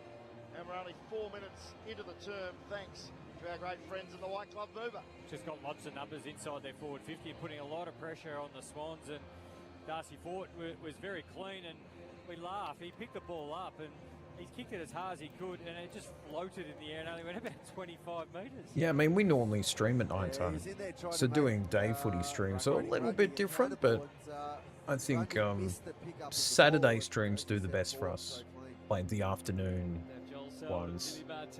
Sunday streams are a bit dead, and Thursday a bit quiet. So, it's on now. The Swans are on now out of the middle. Tap went you know, to Gouldenu. but normally the stream gets busy as the night goes on. It's Yorkie. Hit his toes. Your boy. So, Hippie, he's playing 201 games. Can you interchange your bold prediction at some stage? When you I think last week was his, or fortnight before. Yeah, they're all pretty okay. To Bailey, and then some more of the same to Answorth, who takes off, wraps around and kicks Brisbane up beyond the wing, looking for a mark. That's Falcon. Yeah, I think it was. Brisbane, free kick for a shove in the back for Logan Morris. Eric, your kick. No, it is Eric. Back behind your mark, please, Eric. Pushed and therefore the ball. Sharon hit him on the bonce. He's going to turn around after just kicking a goal. And he's had a go too. Walk kick. Might be that footy. I know, actually, the team last week that complained about the footies at quarter time. Picked up by Warner on the wing as not a great kick forward, but they can't make the most of it. Oh, see? Neil and Andrews. I reckon it's slippery. It's just falling out of their hand. It's like it's been possessed, this ball, by something, as it's back in dispute on the wing. Or half forward for the Lions. We're going to have a ball up. Brisbane 5-1-31. Leading Sydney 3-3-21. It's getting a little bit high under the collar, but the umpire puts it back in control. Rayner tries to storm through. Toe poke forward. Hamling dived like a soccer goalkeeper to stop the forward progress. Neil, though, gets it to Lohman, who then gets the handball. Who was that? Hipwood on the right. Hipwood on the right, yeah. Which 6 minutes into this quarter. It's normally there just to keep him balanced. And he has just missed. 5-2-32 the Lions, 3-3-21 the Swans, as the Swans go straight down the seam. Yeah, it was Blakey that decided to do that. There was risk involved, and they turn it over. Andrews leads the way, leads the defence, the troops. Answorth was able to get it across. And Wilmot to Tunstall, and now wide to half forward. As they motor forward, Gallop just thumps it up to the goal square. But comes late, he spoils Morris. Picked up by McKenna, rapidly onto the boot. And Bice was standing by just in case. He didn't need to pick it up because he was going to be behind rather than a goal. So Brisbane starting to have some chances. They haven't made the most of all of them, but they're 5-3-33, leading Sydney 3-3-21. Come on, early in the Lions. second term on the Robot Building Supplies scoreboard. Thursday night footy on 3RW for Maccas. Blakey will shapes if he's going to kick it very wide. Yeah, kicking a couple behind too, so Anyway, tried to hammer it to centre half forward, kicked it straight to hopefully Gallop. they can It was a very clever pass to be a bit Dunkley. straight with that. Sydney defence all at sea here. There are Lions queuing up. They get it out very wide. Is that Oh, it's good. Bailey in Hang on. cuts back inboard, and he I'll go tries to back. chip the pass to Rayner. Just a little bit too much on the kick. McCartan look away, handball to Bice. Lohman gives chase, and the left foot of Bice clears the area as Gardner smashes it towards the boundary line in the marking contest, and we'll have a throw in 51 around from the Brisbane goal. Just trying to play dry footy there, Charlie Curnow. Tried to get it over the top, but slipped on his kick and kicked it straight back to the Lions. Experienced tall defenders, those Lions. Backman now. The tap down goes to Heaney at half back. It's a rush kick from Warner. Went about 30 up and 30 across. Knocked away from Wilmot, who was the most eager flyer. Underneath, Neil gets double teamed and crashed into the ground. Hopefully not head first as we get down to Sam Leckie. Yeah, it looks like, feels like the temperature's just dipped, guys. It's around 14 degrees now, and you can see that that's affecting the ground conditions. It's very slippery out there at the moment. Good on you, Sam. I think that was the maximum down in Melbourne today as Morris has got it. Quick handball to Dunkley. Centering ball. Lohman, I'm not sure what he was trying to do. Could have been free kick for an unrealistic marking attempt. In the end, it smashed through for a rush behind.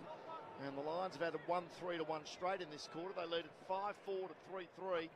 the Robot Building Have a Supply go. score Oh, for the margin more of 13 behinds. points. Edwards just moseys on back into play, kicks it out to the wing. Gardner and Ford, who could get their fist onto it first? It was Ford who knocked it forward. Back to half forward. Dunkley has a go. Now Tunstall, he's under siege. Got a handball away. It fell back for Dunkley. Got upended by Warner, but his kick fortuitously landed on the chest of Logan Morris, who tucks it under the jumper for Dryde as he's going to go back and have a shot. You don't see that too often. It's like the old when you used to pretend you were pregnant or something. Stick a balloon, pillow or a balloon. Oh yeah, going to another team's home game just to pinch a Sharon for all your mates. That was a big crash. Come on, kick the goal. After the Warner push. Well, what a player Logan Morris is. I have to believe he's just 21 years of age. 36 goals for the year with the one he kicked earlier tonight. 35 metres out. Angle has been successfully negotiated. Here we go. And the right footer has put Brisbane off on the right foot in this second term. They've kicked the last two. They lead by 19 points now. 6-4-40 plays 3-3-21. That is all on the Robot Building Supplies scoreboard. Robot's got it. 10 scoring shots to 6. Start No. the game well, Josh Dunkley. These sort of conditions where it's a bit slippery You're and doing all right. requires big bodies to bash and crash and just repeat out number. But we and just keep need his to hands on it and just making keep physical building the presence felt. lead. Yeah, going to the Isaac. Because this is the matchup Swannies. too, but I've been impressed with both sides out of the middle. Both sides have been clean. Got to look at it first up. It's just being able to keep it inside that forward line. If you were Tassie, would he be one of your highest priorities? Oh, yeah. Yep. Oh, yeah. Yep. He'd be every team's highest priority if you could think you could get him out. Becomes the first multiple goal kicker in the match. She's had plenty of shots this year. It's Hutto, 37-28 now for the season. Another crossing the line free kick. Third for the night for Brodie Grundy. And now Logan Morris has got a problem with his hand. As, He just needs to jump. Looks as if the Lions might burn out. been kicked to about 20 Good. goals.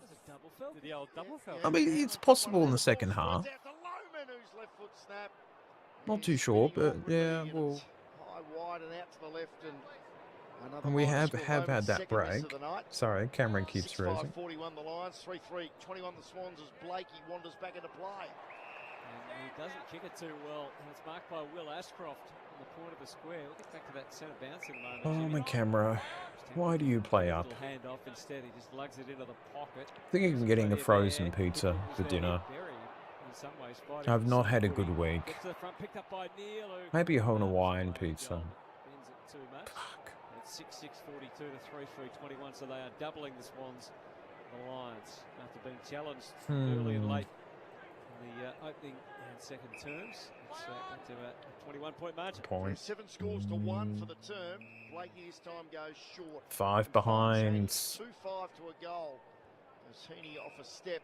Little nervous about that. Sheldrick still inside defensive 50. Supposed to be kicking for Out charity. towards the Stanley Street side. Jordan I always loved my and the Hawaiian. cue Yeah. takes a chest mark at left half back. 12 and a quarter minutes of playing time remaining in the second on the white glove mover clock. Nothing on short. Jordan with a 60-metre drop punt to a contest.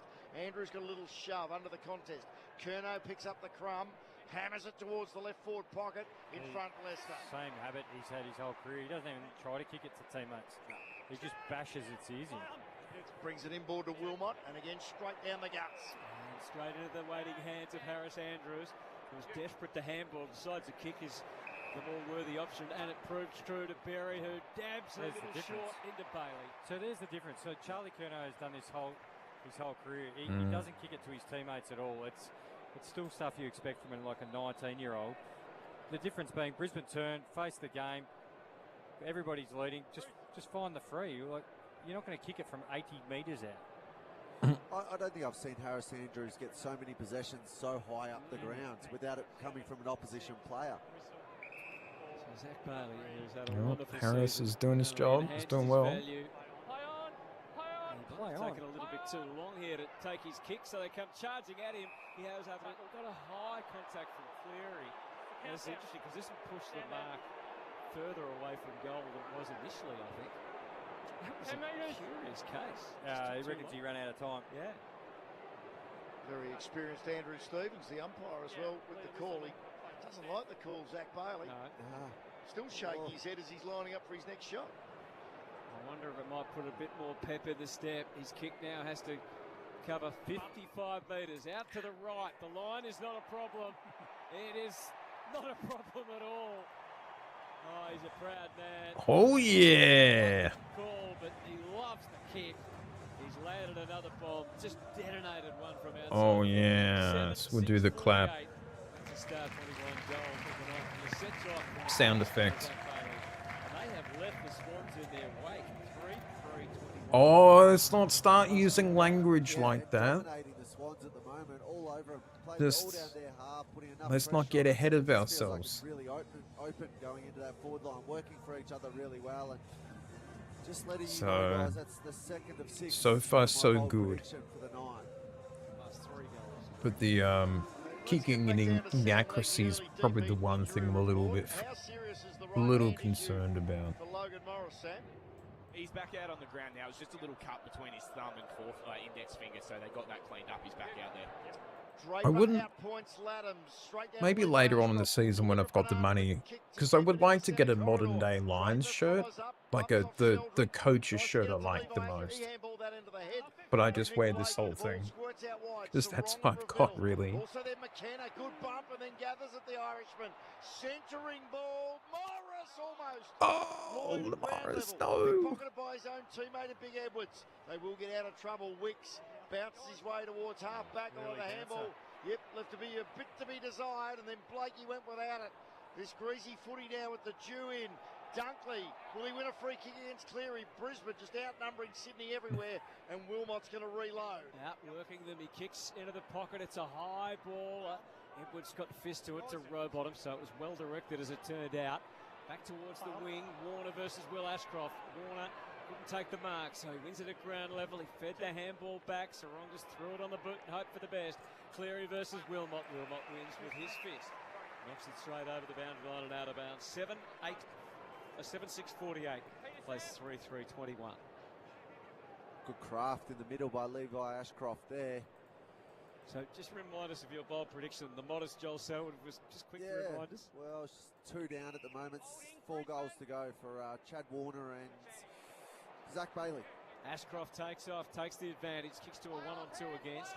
Edwards tries to claim the mark. He ran straight into trouble. Straight into Bailey. Deliberate. And he threw it. Insufficient intent. On the line, please. 1 foot on the line. Insufficient intent. Yeah. So it's the old deliberate out of bounds. And it's Zach Bailey. Joel's boy. Yep. Mhm. Throw a bit of a curveball his way. Oh, good going for goal. And now the phones are out up against the fence because he's going to start this kick from outside the boundary. Zach Bailey, right side for a right footer. So he's just going to try and go for the pure drop punt. He's missed by a fair margin. Drop short, still there to be marked. Knocked away by Laddams. Underneath it, Rowbottom and Blakey. Jimmy Cracker style, just threw it on the boot. Hope for the best. Fletcher can't take the mark. Well done, Kerno, to split the contest. A dubious handball out of there. Sheldrick had it and lost it. Got it again. Found it in the grass. Handball forward. Picked up by Cameron, though. He's prepared to give up 25 metres. So Brisbane takes it all the way back to Gallup, who had the luxury of time and space. He goes short to It's been a bit of a quiet stream. Thought we had a few more folks coming in, but Do you get that when you walk down the main street? I think because it's a Thursday night stream. We do well on Saturdays. 6:48 to 3-3-21. Brazil kicks in towards the forward pocket off hands. Not more loose lines now. That's good. We actually should do a TikTok on 3RW social media of just wherever Bruce walks. We can put this up on a board and put this together. Wherever he walks, you hear the Bruce call. Bruce. You take Just part in leave that as a work in progress. You take part in that, would you, Bruce? Oh, anything for the greater good of 3AW. Shut up, Antonio. Will Ashcroft tries to get a handball to his brother. Now, was he caught eye by Blakey? Umpire said no. Morris can't control it. Plenty of I red reckon he and went and headbutted the arm here. Eventually, umpire Williamson 18th minute mark now. calls for it. He's going to throw it up. 20 out from the Brisbane goal. Draper was appealing for a free kick. Laddams, meanwhile, with the clearing kick, but straight to Fletcher. Into the right forward pocket. Big fly there by Power Bay mark of the night at ground level. Will Ashcroft, he dropped the knees. Yeah, umpire didn't fall for it. Dunkley, look away, handball to Bailey. Then to Levi Ashcroft, whose kick is across the face. And in fact, it's out of bounds on the full. We had running after that one. Yeah. Well, when's the last possession that Sydney have had in their forward half too? they've been single figures for this quarter. So the Swans struggling to stay alive here at the moment. See what I did then? They trail by 27 points, 8 minutes to go in the second. Not great when you got to explain your own gags, though. Well, I've looked around as to who I'm working with. Price got the handball to Sheldrick. A little lefty up along the wing. It's high ball. Gardner keeps it away from Curno's clutches. Now Curno goes back in after it again. That's a neutral ball with Wilmot squaring the contest. Ball up. 7-6-48, plays 3-3-21, tossed up in the air, Draper, full fist to it, knocked it forward, Ashcroft getting the footy regularly, little left foot kick, just socket forward, close to the line, it's out of lasso territory, so that works just fine, just inside the forward 50, and we've got a throw in. Yeah, the crowd there. Feels like Brisbane of old, just forging it forward. There's a lot of Brisbane of old about this whole performance. Yeah, just tough, push it forward. For those who might have been wondering. 16 inside 50s to 5 for the Maras Hotel in this second term. 3-5 to a goal, Hutto. Draper tried to grab it out of the ruck. Levi Ashcroft had more luck underneath. Yeah, we are playing well tonight. Morrison goes hand. That's for sure. And a throw into the pocket. 48, plays 21. 4 goals to 2 in the opening term. 3 goals, 5 to 1 in the second quarter. And 10 points was the margin at the first break, out to 27. 7 minutes and a bit of change remaining on the white glove mover clock in this second term. Huge crowd in Thursday night at the Gabba to kick off round 16. Laddams takes it straight out of the ruck, half through it to Lloyd, half dropped it. If you Just can do that, checking on something here, folks. There's a certain feistiness to this encounter at the moment. The Lions they're playing a bit angry, Joel, aren't they? But you've There we got to go. look at the reigning champs. They are really up for the fight tonight. Laddams wins it down to Lloyd. Kick smothered. Levi Ashcroft was pickpocketed. Sheldrick, quick kick out of defence. That's our 50. top Big viewers. one-on-one here. Ainsworth and Roses. Have you ever They both wondered? go without it. Fletcher arrives. He was dispossessed, but the ball fell to Reveal. Chain of handballs, and eventually Lester on his left foot. The veteran kicks to full forward. I don't even know that number 4, dude. Row bottom well tackled by McKenna. Got it back to Mills, and the captain hacks it back to centre Oh, wing. 3DS thing from Twitch. Versus Ainsworth, nothing doing for either.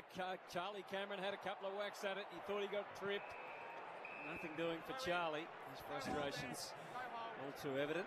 I just have a feeling that the Lions still need another one in this quarter because the Swans haven't looked like it at all, but they can score very quickly. Multiple changes being made by the Lions. Having Fletcher don't know. rest there. We'll check on that It could be a shortly. moderator It's or something like that through gets away, Twitch. but Levi Ashcroft just hacks it out of the air to 50.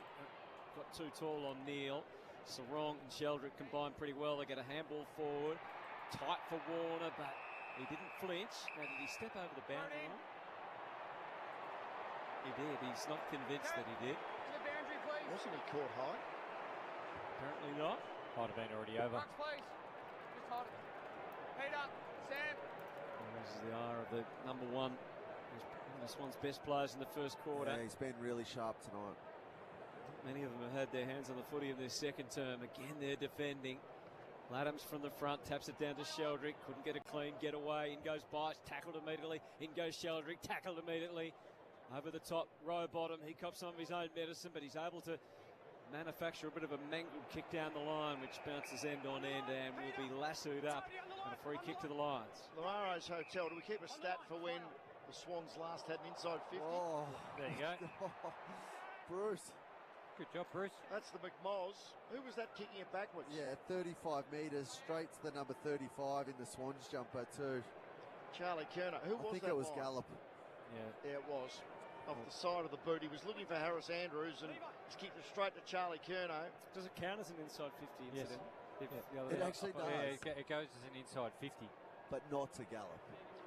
No, not to No, it's a team inside forward 50. Oh, Sydney's dear. only score of the quarter was a Charlie Kerno goal about 15 minutes ago, and I don't think they've had an inside 50 since then. From 48 metres, King Charles kicks wonderfully well.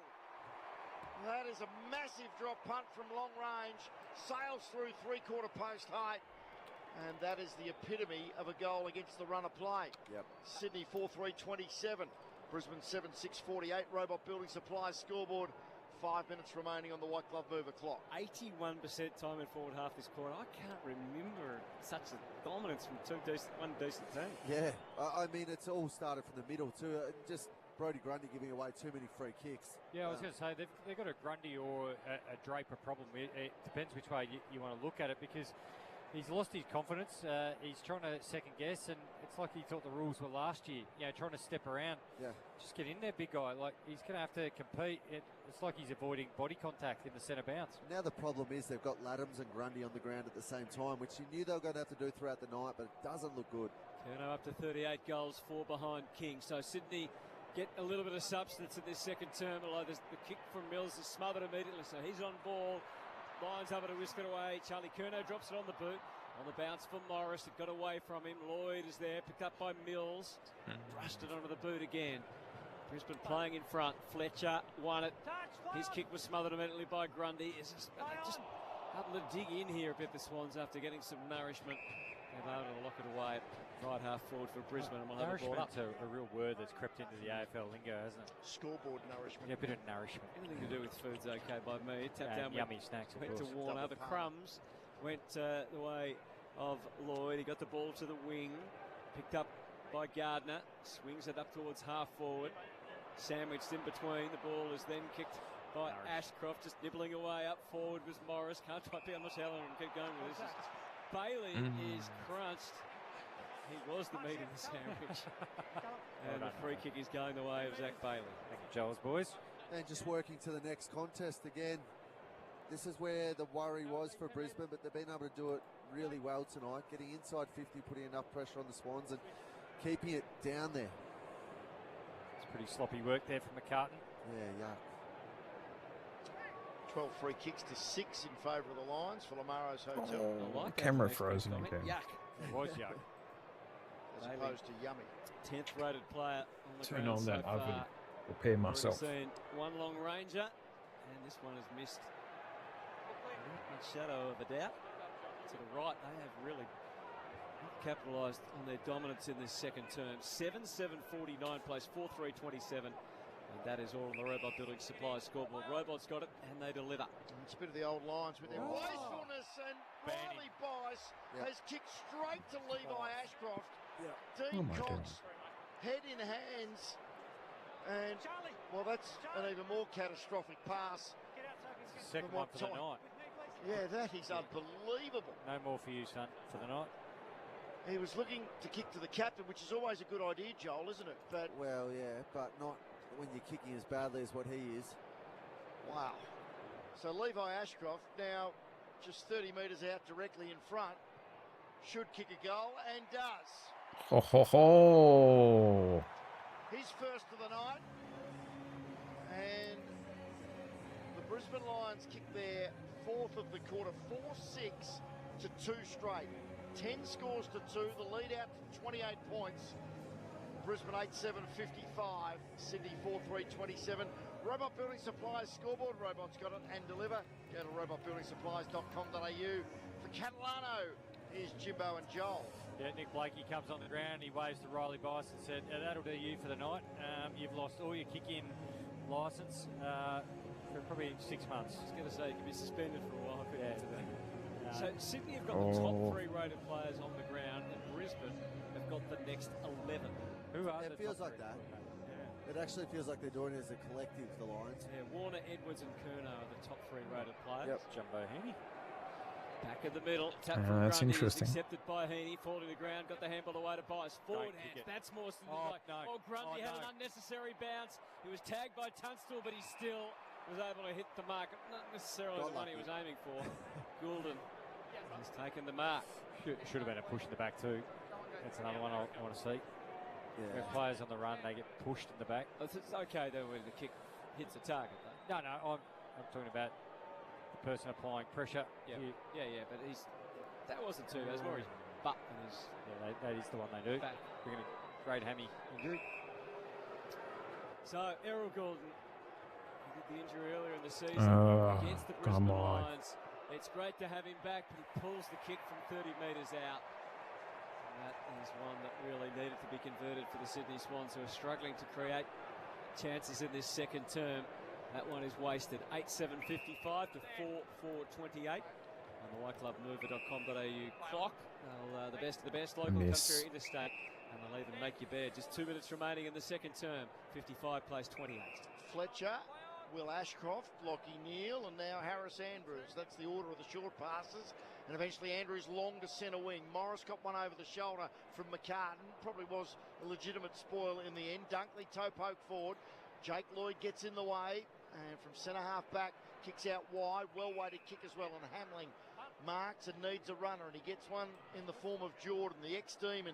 Long ball to right half forward. It'll land right on the paint of 50 and also land right in the arms of Darcy in the Gardner, pole for now. who takes the easy intercept grab. Retreats So back to getting towards Andrews, halftime. and he in fact kicks into the defensive goal square, and Big Gallop, who might be a little nervous here, Hutto, and this time he doesn't try to bite off too much and finds Fletcher. He does, who goes further around the boundary line. Berry stands to attention after taking the mark. 55 plays 28, last minute of the second term. Quarter that has been largely dominated by the Brisbane Lions. They've kicked 4-6 to 2-1. Loops one to half forward. Hipwood had it knocked away by Edwards, tiptoeing through Blakey. Got a handball to Wicks, who takes off. Feeds the handball forward to Sheldrick. Little awkward floating ball to Lloyd. He just slammed it on the boot forward somehow. It's marked by Rosas. 28 seconds to go. Last little surge here from the Swans. Top of the goal square. Curnow, 1, 2, 3. No mark. Gardner did enough. Gallop tried to fend off, and he succeeded. Getting a clearing kick. Up goes Bice. He dropped the footy. Goes back to Wicks. Picked up by Neal, though. And the steadying influence is just all that Brisbane needed. And they've had the answers for most of the night in this quarter.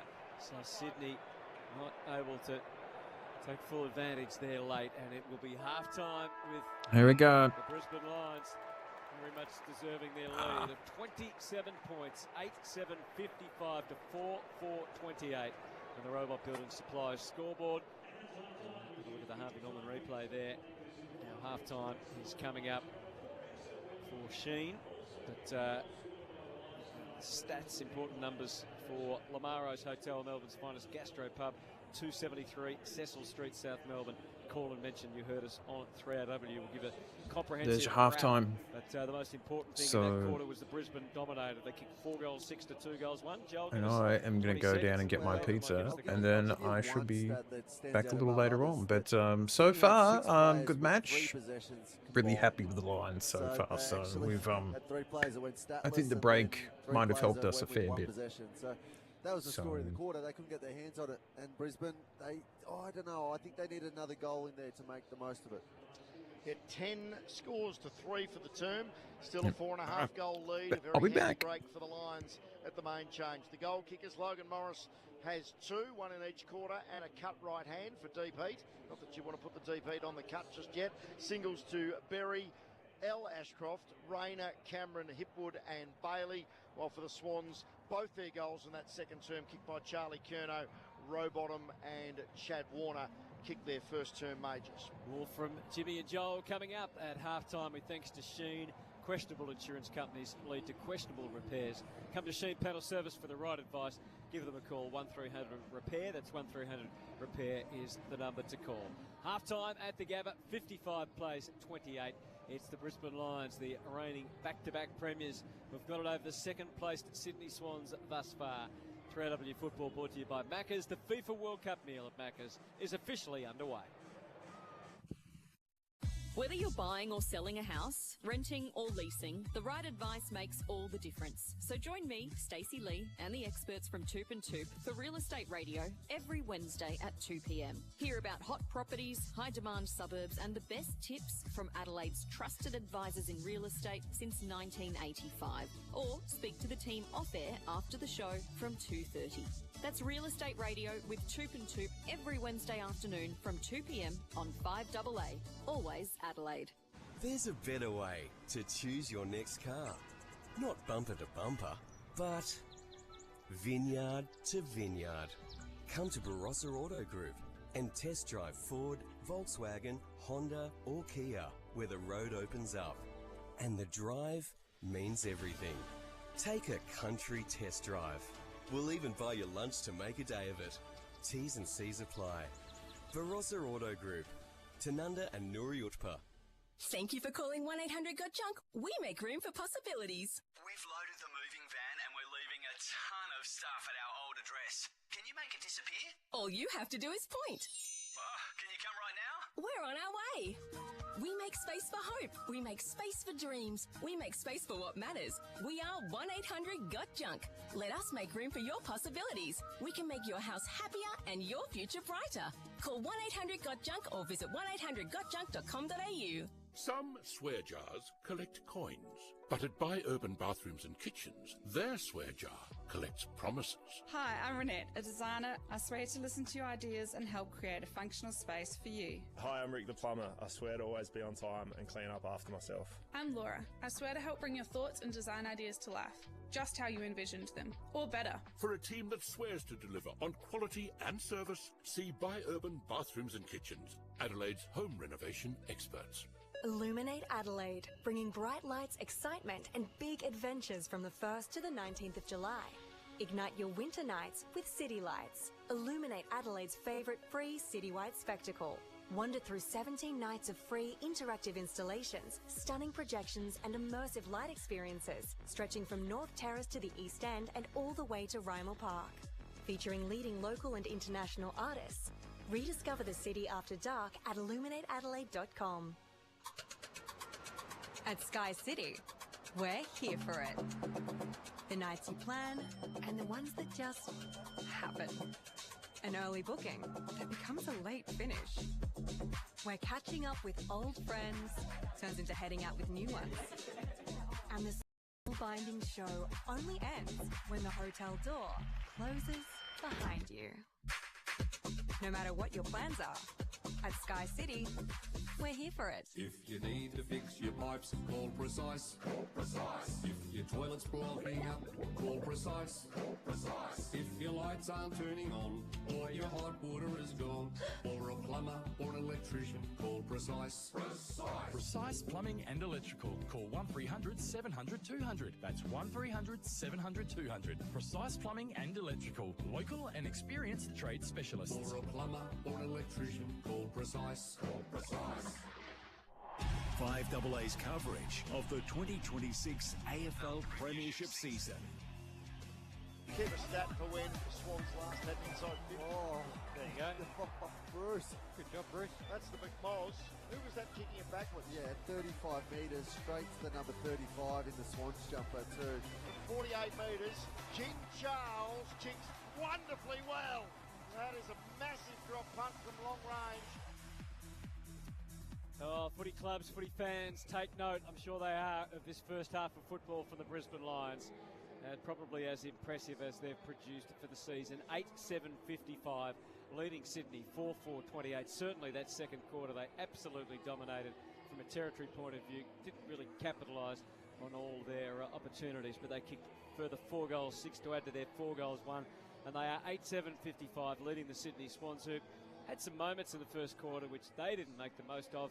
And then after putting the first one on the board early in the second, they really didn't have much to offer in terms of resistance.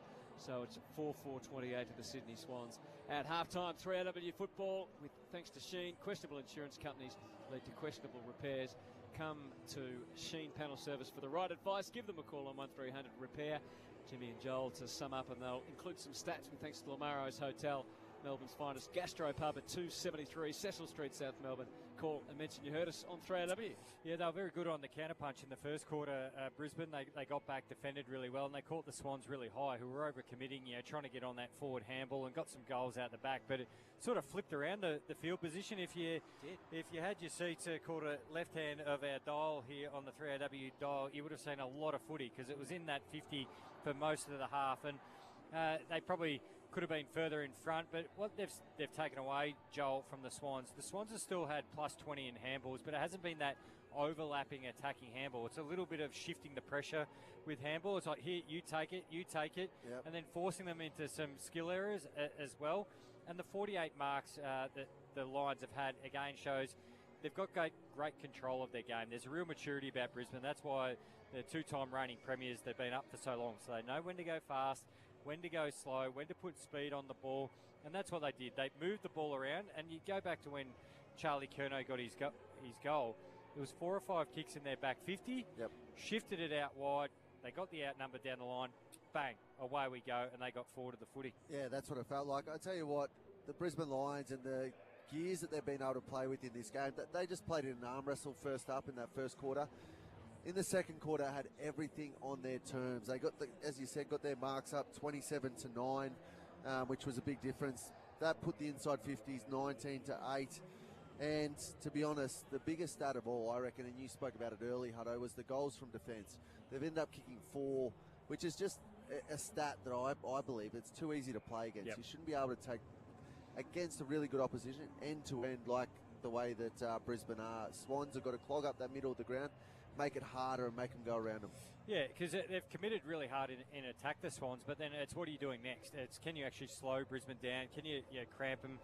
We also spoke about Brodie Grundy. Look, he hasn't been poor, but they need a bit more from Brodie Grundy. Like Laddams is actually doing all right in the ruck contest, but I know they're different types. Laddams prefers the jump, but Brodie's not competing in the centre bounce. That we know that he, the first half of the year he was very competitive. He adjusted his game back to, jumping at centre bounce.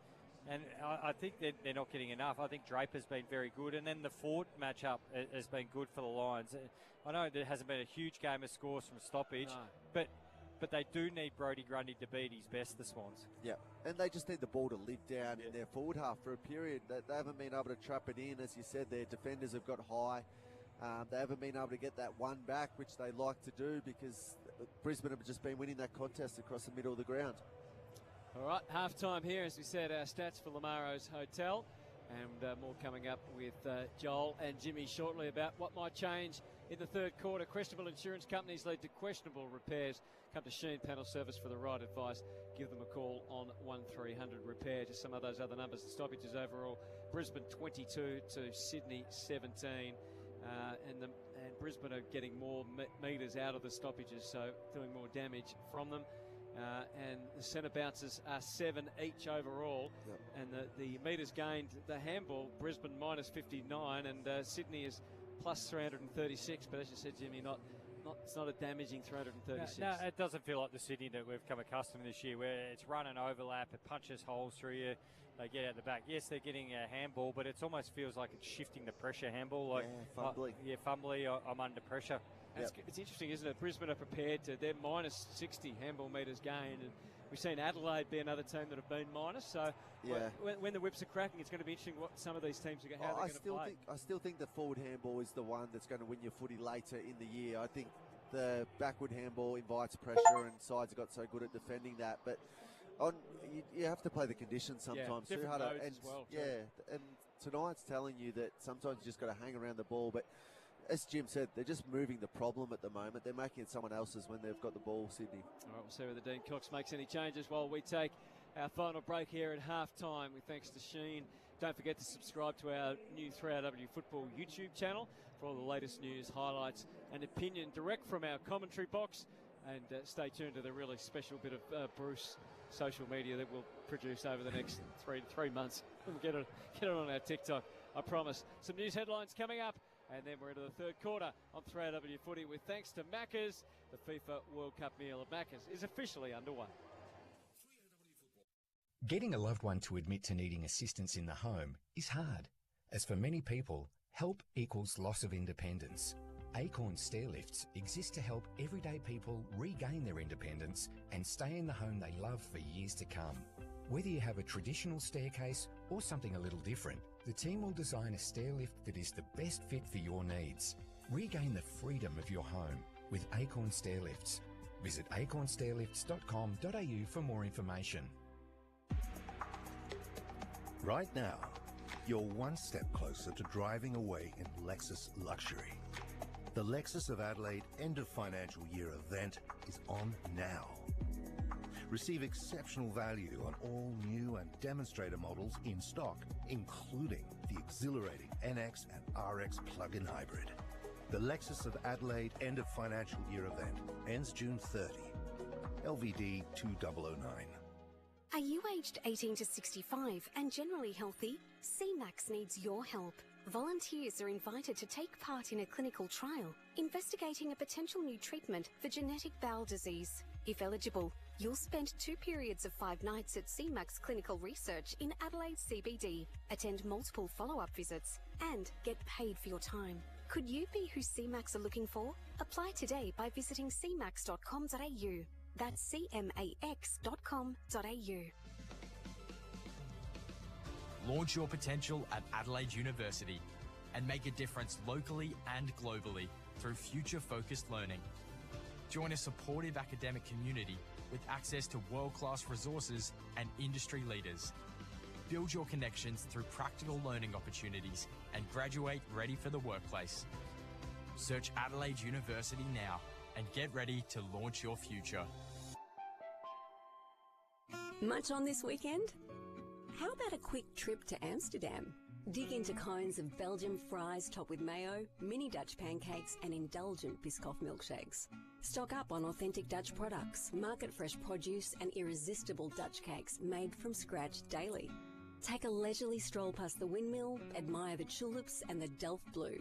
Visit Amsterdam this weekend at the Dutch Pantry, OG Road Clemzig, open 7 days. Just look for the big windmill.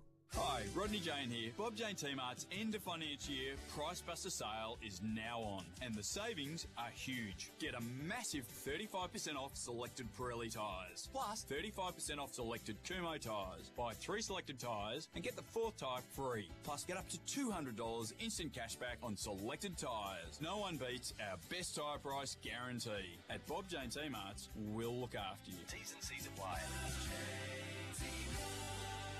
You can rent a little, you can rent a lot. You can rely on Red Spot to keep Aussie airport rentals fair. We're the only car rental company who have kept our prices low during the fuel crisis. And we're the only Aussie-owned and operated choice in major airport terminals all over the country. Experience the local service that saw us named Product Review's 2026 Car Hire Service of the Year. For a deal you can rely on, book your next rental direct at redspot.com.au today or call 1300 66 8810. Red Spot. Hey, National Pharmacies members get free flu shots. Pass it on. Whether you're single, a couple, or a family, if you're a member, you'll get your free flu shots. Pass it on. Not a National Pharmacies member? Join today and get your free flu shots. Pass it on. Spread the word, not the flu. Become a member at nationalpharmacies.com.au. Pass it on. Conditions apply. Macular degeneration is Australia's leading cause of blindness. If you're over 50, have an eye test and macular check. Early detection is vital. You can have the very early signs without even knowing. Information, guidance and support is only a phone call away. Call the Macular Disease Foundation on 1800 111 709 for a free macular degeneration information kit. 5AA Nights with Leap Forest. The great John McLean is returning to Adelaide this October, celebrating the 55th anniversary of the classic American Pie. I think about how enduring that song is. I'm not sure you could ever have imagined the impact when you recorded it. It was magical lightning in a bottle, in a music sense. Well, that's what you're searching for. Leap Forest. Weeknights from 7. You're after magic. My life was full of magic. I want to stay that way. On 5AA, always Adelaide.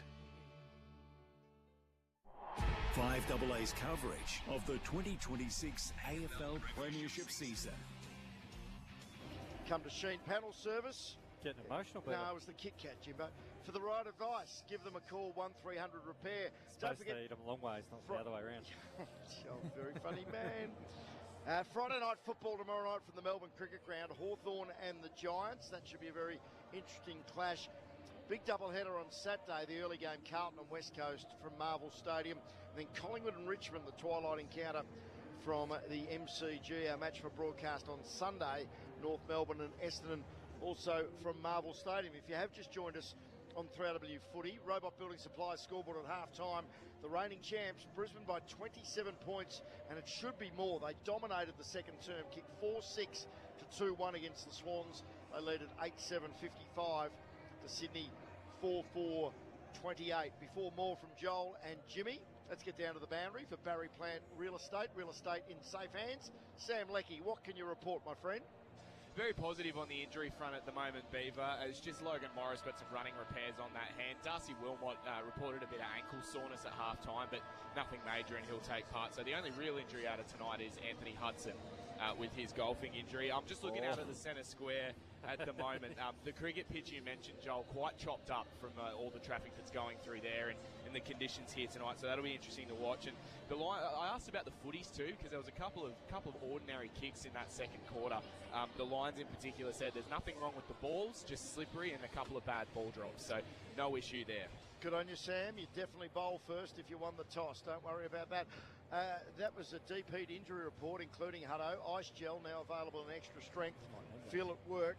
Always read the label and follow the directions for use. There you go, Hutto. Make sure you follow the directions before use. He was sharp, Sam, wasn't he? Everyone's had a crack now. That's fine. Joel, the message to the Swans, they've done a lot right tonight, but Brisbane have just had their measure regarding coming out of their back 50 and just putting enough pressure on. Yeah, stop fumbling too, I would say. Just clean your ball use up. Even Dean Cox has gone out to this last huddle. You don't see that often from a coach. So he just wants his last word. He may not have finished it in the room. So they just need to get their game going. They need their best players in the game a little bit more. You would send Warner, you would send Heaney straight into the middle of the ground here. Got to find a way how to get Errol back in the game too. He's only had 8 touches. He sort of hasn't used the ball like we know he can. I know it's the first game back, but we expect a lot of him. Third quarter coming up for Tyre Power. For Tyre Power's end of financial year sale. Tony Shaw's favourite deal. Buy 3 and get 1 free on selected Toyo passenger and SUV tyres. And if you're up around beautiful Numurkah, call into Tyre Power Numurkah. Catch up with Darren Smith, Tammy Reese and Jared Rankin and their team. They will give you a terrific deal. Smithy and Ranks. Here's Hutto. All the Swans players that I wanted in the middle of the ground, they're there.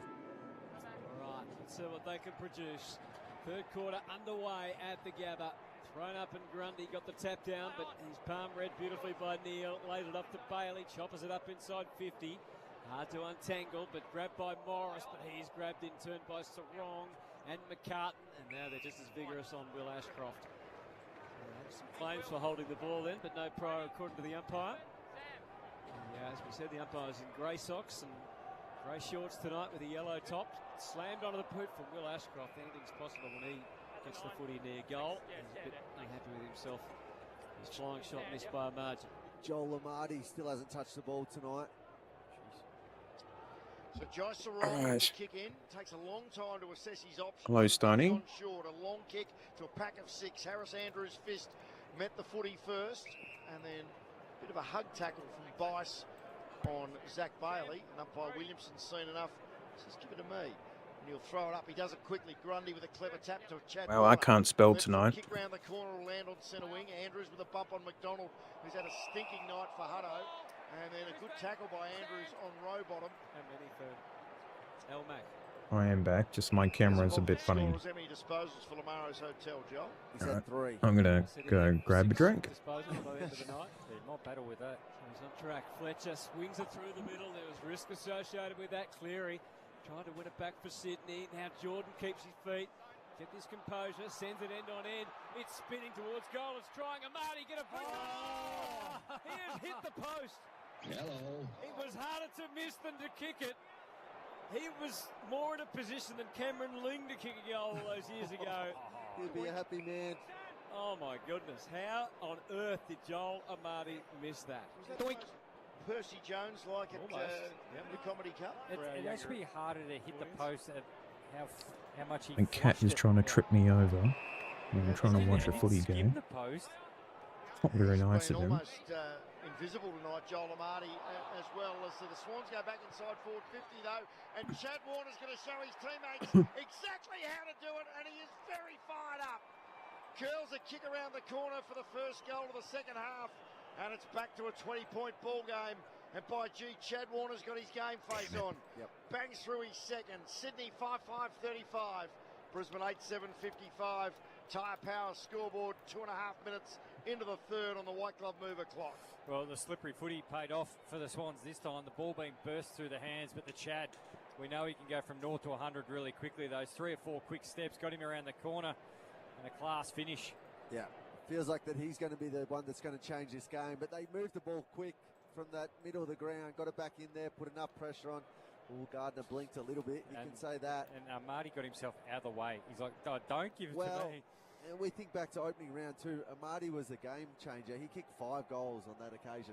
How many touches has he had tonight? Yeah, that's his first one off the ground. Back in motion again. Brisbane able to get it forward, but scooping it up as McCartan gave it to Jordan. Under immediate duress, wild handball. Berry tackled as soon as he picked it up, just dropped it. Almost tunneled back through Sarong. Well done from Goulden to win it. Couldn't get it back to Sarong, so he did it himself. Looped the torpedo. Bit of a lame kick, and sliding forward and taking the mark was Leicester. Clear passage to charge on in and kick it forward, but he did that in such haste that it's a missed kick, and it's marked by McCartan. But you can see how dewy it is, how far Leicester slid on his knees on the turf. Plenty of Stewart around. So you got... Oh, that's a free kick. Yeah, he was tackled going for the mark by Draper. And so the free kick goes the way of the Sydney superstar. Oh, he played on, he ran straight into trouble, and he's caught holding the ball. That was a catastrophic mistake from someone so talented. So this is a real test for the forward handball game. Like big games. What happens if it's raining for the Swans? Bailey handballs to Cameron, hooks the kick. Rayner with strong hands at the front of the pack of 4. A bewildered Dean Cox looks on from the coach's box, still trying to work out probably how Isaac Heaney walked himself into trouble. Meanwhile, Cam Rayner will go back and line up for his second goal of the night and to push this back out to a 26-point buffer. He's also wondering Brodie Grundy's effort there. He just allowed himself to block, but does he really put up much of an effort? Nah. The lip reading was easy. What happened there? Rayner directly in front to join Logan Morris as the Lions' second multiple goal kicker of the night, and he squeezed it through. One in the first, now one early in the third. And the Lions kick back out to that 4.5 goal lead. They're 9-7-61. Sydney a 5-5-35 tyre power scoreboard. And for Catalano, save up to a massive 70% off store-wide at the Catalano Stock Take Sale event on now. Here's Jimmy Bartell and Joel Selwood on 3AW Thursday Night Football. I just feel like when they're going for that handball, Jim, the Swans players, they're actually coming into the formation. Then they're getting stuck inside there. Brisbane have got them covered on the outside, able to lay a tackle, and then get it back inside 50. They're not helping each other. They're just got to push a lot harder forward for each other. But Brisbane, great work on the counter-attack.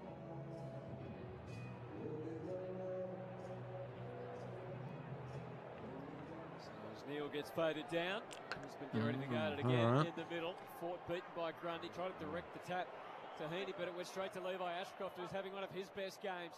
Kicks them quite close to goal. Now Hipwood, and Cameron emerges. No! And he got it onto the left boot in no time at all, but he's been a little too severe, and that wonderful war-like moustache is very busy moving laterally there, the goal umpire, to try and catch up with the footy. He's genuinely back this year, Charlie, isn't he? Yep. Top of his game. 98.62 to 5.5.35. This is a good moustache as well. Yeah, warlike or walrus-like? A bit of both. There's a late call from umpire Stevens. Kickings have been horrible for the Swans tonight. They have. They dodge a bullet here, though, as James Jordan was caught high. And from right half back, he retreats to Cunningham, who is going to go lateral to the left back pocket. Mills, the skipper, marks and kicks into one motion to Bice. Should handball it. He's had some nervous moments tonight by foot. Usually a classy left footer. He'll just thump this long. Gets a long way back off the mark. Jimmy's going to give us Tassilo numbers very shortly. As he predicts correctly again, long down the line. Gallup read the crumb best, and it's kick to kick. He kicks it straight back to Riley. You might have to check on that, He's going to Peter. dart a little one inboard, and then jangling nerves. He wants everything to be long now. Looks inboard again. He's taken over again. He kicked it straight to Bruce Reville. And Reville brings it inboard to Lockie Neal. Riley Bice, he'll be having nightmares tonight as Neal just... Oh, not! What is going on? Lockie Neal's kicked it 2 metres straight to Chad Warner, who's off to the races. He's taking his second goal of the year. He's had 3 bounces. This is yes! Chad Warner, you bloody beauty! The star 21 goal of the season from defensive side of centre wing. Chad Warner with the smother, 3 bounces, crosses 50 and roars it home. Sydney 6-5-41, Brisbane 9-8-62, tyre power scoreboard. He went to the bench and they said, no way, get back Leave out for a there. few moments and then kick a goal. That means I need to stay here. Oh, my Lord. Third of the night and the best goal of the year so far. Unbelievable, Chad Warner. A smother off the ball of Lockie Neal. On the wing. Oh, Bookie's favourite. He had to look up. Logan McDonald may have been a slight bit out, but took on Gallup on the 50 and then went bang. I think Mr. Mike's He gets north to 100 so quick. phone might have died. We might come back. Why doesn't this keep playing? Swings it across, directing to Levi Ashcroft, and then back to Fletcher. So just trying to respond here to the inspirational goal from Warner Reveal. Came across to Loman, he glides across the damp turf and kicked perfectly. Oh, did he? Perfect was it from McKenna, who's juggled the mark just inside the line. Just uncontested marks all down the field. Too easy again by Sydney. Yeah. So he's going to have the set snap here. Starting almost on the artificial turf. Deep breath from the Irishman. Margin sits at 21. Starts on the artificial turf, goes out into the natural stuff, and clips the post. Nearly hit both. No, missed. We've seen the double Falcon earlier tonight, as well as the double poster. What a goal from Chad Warner, the Harvey Norman replay. They're up to their fourth bloke taking the kick-ins now. And it's Sarong who runs out to his right and then Probably a whole quarter now and stayed about the same points so far. You know, that 20 to nearly 30-point lead. And the defender kicked out wide. Mark taken by Rain. Look at some of the stats here. Check out on the board here. To the lead of Cameron. Plays for the free kick, and there was enough there from Harry Cunningham, who had a bit of arm, a bit of jumper, a bit of over the shoulder. And Charlie's going to take a free kick. 20 to 25 out, heading in on the boundary line, non-preferred side for the right footer. Pretty much where he took his first shot of the night. Kicked that high, spinning drop punch. Yeah, still, I'm still pretty happy with a 20-point lead, yeah. The lead stands at 22. Could be worse. Steps out, curls it, and oh, and here we go. Charlie has two.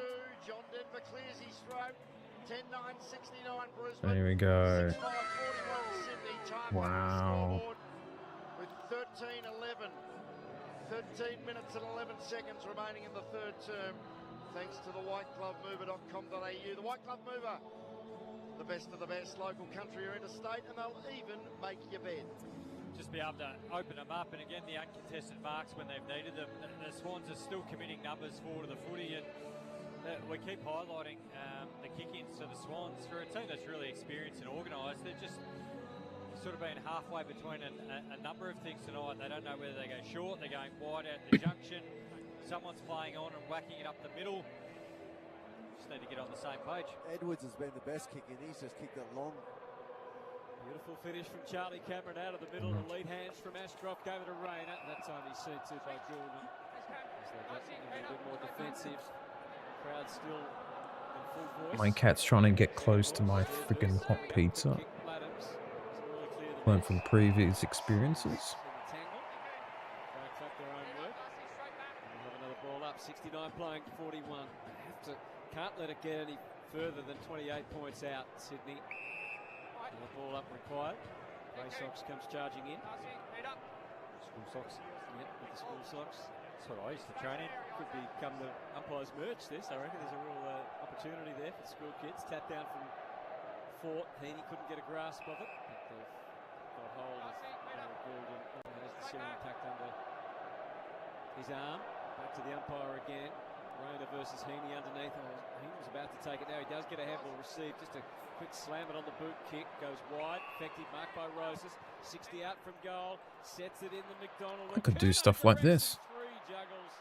Yeah, got away from him. He had a further one or two bites at it as it had already hit the turf. As we said, it's quite greasy. In the air on the ground. And it got away from there you go. Over the line and out of bounds. We'll have a throw into the forward pocket. Brisbane 69, leads Sydney 41. Watching our Harvey Norman replay, and Joel's mates with the monitor. Tap down is grabbed by Rowbottom. He got it to Cleary. He's under siege and under pressure. Sheldrick doesn't get much on the boot either. Falling to the ground, Goulden. He's well tackled by Long. Unusual back pocket player. We'll have another ball up. 2-2 to 2-1 so far in the third term in favour of the Lions. Been an exciting start to the third term. Bruce Reville with the clearing kick. Wobbly thing towards centre wing. Sits up on its end.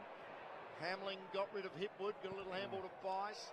Handball left a bit to be desired, trying to find Mills. Lohman with the tackle. No prior opportunity, and we'll have a ball up in neutral territory. 28 points is the lead to the Brisbane Lions, as that comes off a few sets of hands. In fact, Nathan Williamson, the umpire, taps his right hand to say no lasso free kick, and now Yeah, they probably favour the Swans. to do on this Vulture Street side of the stadium. 10-9 to 6-5, Brisbane leading on the Tyre Power scoreboard. 11:51 remaining in the third. Out in full voice, thrown back into play. Swift hands from Sheldrick. Off to Goulden and then to Heaney. High left foot kick and chest mark is a luxury for Harris Andrews.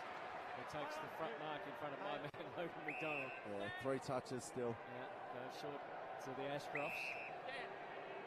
From Will to Levi. And then out wide to Lockie Neal. They haven't gained a lot of territory. They do pick up 15 metres with that super short kick to Bailey. Again, Let me do this just pizza. Step off the pace, and again it was short and effective. Back to Levi, who goes wider to Arthur Tunstall. Takes the market right half forward. How many for Levi tonight, Joe? Can you get a chance? Tunstall sets sail into the pocket. Can someone jump up and take a big mark? Double fist away by Laddams. Does the defensive job for them. Throwing about 30 metres around for Brisbane's goal. Down to you, Sam Leckie. Chad Warner's getting a lot of work into his left point, guys, fresh off that goal of the year. He was very frustrated on the bench at losing a couple of stoppages for the Swans, but a lot of work going into that left quarter at the moment. 12 touches for Ashcroft, 1 goal. Sam Leckie on the boundary for Barry Plant. Real estate in safe hands. Zach Bailey tries to charge through. Handball to McKenna, and the Irishman snaps a goal. And they're out to a game-high 34-point lead. Brilliant stuff, and a little bit of push and shove breaks out as Sam Wicks is the centre of attention for the Brisbane Lions, who are telling him all about it. Oh, Connor McKenna, here we go. shots at goal in recent times. 2-3 against the Tigers a couple of weeks ago. 1 goal, 2 now tonight. And Brisbane lead 11-9-75. This is in very dangerous territory now for Sydney. They're 6-5-41. The lead 34 points on the Tyre Power scoreboard. Yeah, it's just great play by Bailey again. Tap out by forward over the back and then just push the ball forward, and they're on the same page with what they're doing tonight, the Lions. They've looked all over the Swans. Pretty average work from Wicks in the stoppage. He actually had McKenna at the back of the stoppage, and for some reason he went hunting for the football. Got drawn into Bailey. Of course, whenever you get drawn in, you don't impact it. It's often your man that gets it on the end, which was McKenna for that stoppage. That go in the post too. The tap forward by Draper got thumped out of the air by Dunkley. It was there to be marked by Morris. He couldn't. Fort did the roving. Fine looking snap. His radar was off a bit, and the bearded boundary umpire says it's hit the hind post. See that many bearded boundary umpires, do you really, when you think about it? No, you don't. Quick kick in finds Goulden. How have you rated his return to league footy tonight, Joel? He's getting better this third quarter. They put him around the ball. Give a bloke a rap. He kicks it straight to Darcy Ford. And Darcy Ford's going to receive a 50-metre penalty, which should take him to the top of the goal square, and this is unravelling quick for the men in red and white. And Darcy Ford. Who have they paid the 50 on there when you look at the champion data? He's not going to muck around. He bangs it through for the Lions' 4th goal of the term. And they're now out to a 40-point lead. Tyre Power scoreboard, 12-9-81 to 6-5-41. And we're not even halfway through the third term. 10 minutes and 10 seconds remaining on the White Glove Mover clock. And they're getting a bit grumpy. The Swans, Errol Gould comes to the bench, throws his mouth guard against the seat. There we go, it's been found. But Lions just putting enough pressure on. turned the ball over as a bad turnover by Errol coming out of the 50. And Nick Blakey just not understanding the rules anywhere near well enough. Been trying to force it all night, again coming out of their back line. Simon Goodwin. We are doing pretty good now, I think. Consoling Errol. Out of the middle again. Draper first hands to it. Sheldrick sharked it nicely. Clearing kick. Gets Sydney to half forward. Robot almost took the mark. Oh, McDonald picked it up. And here is Blakey charging forward. Wins the ball. Handball to Rowbottom up against the boundary from the corner. High ball. There to be taken. Cleary over the top of the pack, but the Lions do enough and they just shuttle it through for a minor score. Big gallop. He might have copped a corky there going back to the flight. He wasn't quite galloping, was he? You know that. Oh, short, dangerous kick in. This time Brisbane. And Wilmot's kick was just chop it straight to Sheldrick. It takes it at left half forward for the re-entry for the Swans. Coming up. Yeah, that was well marked given the way it was spinning. Sheldrick to the top of the square. McDonald flies one arm. Cleary dispossessed. Wilmot half a throw back to, was it Gardner or Ford? I think it was the former. Well, it has to be the former because he kicks it in the direction of Ford. And Hamling is in the way. Only 3 in his whole career, Bruce. Yeah, 3 majors, and this is game 109. He's marked at about 48 metres on slightly better than a 45-degree angle. What would the odds be at this stage of a Joel Hamling goal? $15. Yeah, odds on. Gamble responsibly. Short approach, drop punt starts out to the right. That's where it stays. You're generous, Joel. Scraping. He actually played forward in his early part of his career, but found his way down back. Went to the forwards club. 6'7", 43 Sydney, 12'9", 81 Brisbane. He is a Bulldogs premiership player. He is as a defender. Short to Dunkley from Fletcher. That's a good use at Freo as well. 40-metre lateral kick to Gallop. They're outward bound. And Tunstall takes the mark. Tunstall. More directing. Kicks back towards the middle of the ground. It was all Sydney there, and it's all Heaney. And that could easily have been 50 metres against Wilmot, who unnecessarily now stands. As Heaney pulled the kick, and the Cleary got in the way of the ball for Amadi. Then he tried to flick it back to him. Nothing is coming together for the Swans at the moment. Fletcher does well over the foot, although he potentially dragged it under. It's almost like if they had the old sub rule back, that the most difficult decision for them would it be Amadi or McDonald? Yeah. He might take him up anyway. Boss. Or Boss. Come sit here, son. Does it come off a back heel? That had to be a lasso one way. Or one of the rucks. Yeah. It's a Sydney free by the look of it. It's still 81 playing 43 with 8 minutes remaining on the white glove mover. .com.au flag. It's a wide potential cast, Jim. Yes. Lions flick it around. They'll eventually get out of the congestion with Zach Bailey hammering it back to centre wing. Juggled mark taken by Hamling, who's just had a shot for goal 30 seconds ago. Pokes a little pass out wide to Grundy. Steps off his mark, but there's no Lion approaching him. Now off a step, he floats the kick almost to left half forward, and Sheldrick's been a positive this quarter. He's trying to get his hands on it. It's cracking away. Hamling trying to get things going. Marked in front of his eyes, straightens the body to kick on his left foot. Draper jumped early, but still got a paw on it and punched it out of bounds. What sort of signal was that from Harris Andrews? He just gets excited by spoils. He gets so excited. He had the double fist going. We'll have a boundary throw in left forward pocket for the Swans. Currently eating my pizza at the moment, folks. The Lions, in fact, it's 10 apiece in this third quarter for Lamaros. The Brisbane's kicked 4 goals 2 to 2 goals 3. Grundy got the tap. It's a high tackle on Berry against Cleary underneath all of that. And the free kick going away. And the Brisbane Lion single premiership player. Free kick 16 to 8 over the home team. His kick travels 45 to 50 along the line. Edwards got a hand to it first. You'd ask why they got an outnumber there down the line on a slow play. They're just disorganised at the moment. The Swannies. Goulden's got his composure back. His ticket to ride. He's about his mouth guard. To return to the action again. It's just under 7 minutes on the whiteglovemover.com.au clock remaining in this third term, which has belonged to Brisbane. Grundy front position on the wing. Got a fist down to it. Picked up by Sheldrick. Clean hands to Heaney, but pinched by Ashcroft, who gave it and got it back again. Little pokey kick from Levi. Smothered on the wing to his own advantage by Tunstall. Kicked it to the wing. Lohman was trying to leap his way through, but Sheldrick beat him to it at ground level, and then Lohman had the last laugh, put a big tackle on Big Brody. He wins the ball and doesn't win 50. I thought for a moment he might. Has had a quiet night, Kai Lohman, but that was a big moment. Little pass out wide to Tunstall, who waits the pass. Oh, Bruce Ravelli almost yorked himself in diving for the mark. Would have grabbed it millimetres from the turf. And the ball is out of bounds. Again, deep forward for the Lions, who lead it by 38 points. Now, I reckon he had a look back and Logan Morris was coming out. He probably would have made it, Bruce, if he just put in a little bit more. 35 metres around for the Brisbane goal. Draper takes front position. Does win the tap to our mate, no one in particular. Rayner tries to wriggle free and does. Left foot snap and goals! A third goal for Cam Rayner. And he is pumped.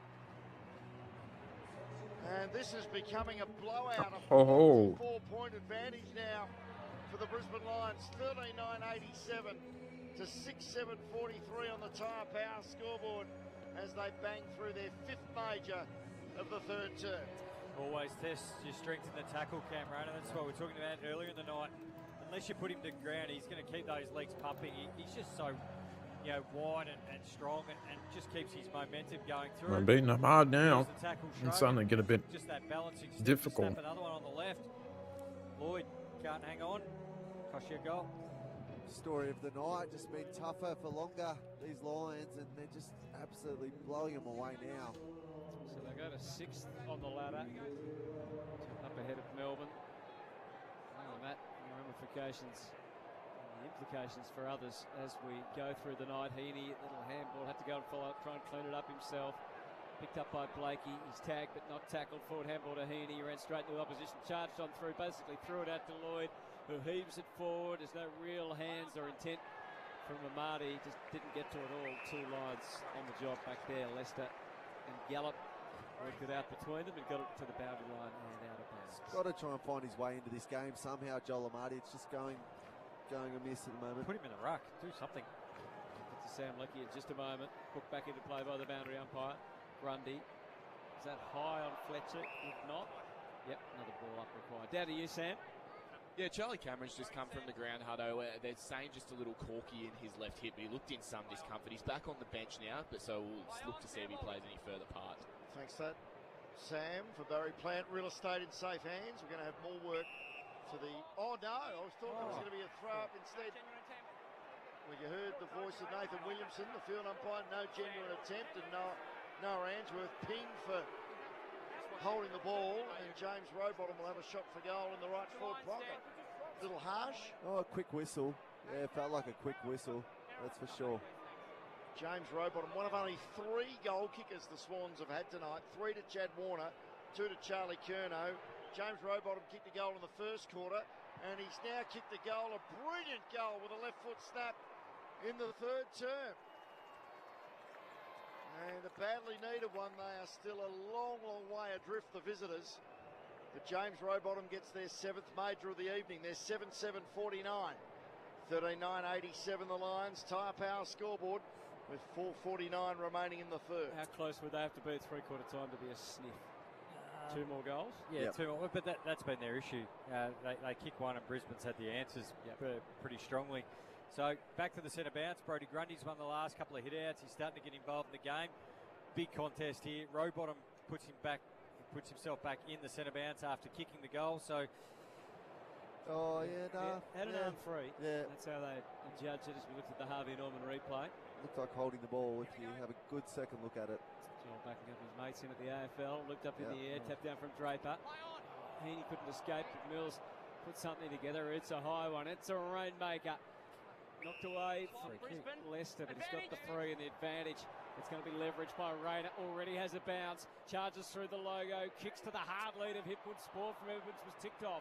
Picked up by Cunningham. He kept it away from Charlie. That time back to Sarong. He got crunched on the kick. The umpire allows that to pass from behind Roses. Again, he could have interfered with Leicester. Round to a halt, Hipwood. Edwards just got the hands, and even more nifty from Roses to Rowbottom to Laddams. They've chained them together. Again, a faulty handball. The bounce was kind, though, to Heaney. played it out wide. Warner ducks back on the inside and delivers to Amati, who couldn't help but take the mark. And at last, a bit of class from the Swans rising. Where would they be without the chat? Well, if Amati missed that, then it would have been night over, that's for sure. But Chad was just so classy. Bring it back on the inside. Just tell you what, Bice got lucky there. That was a disgusting handball.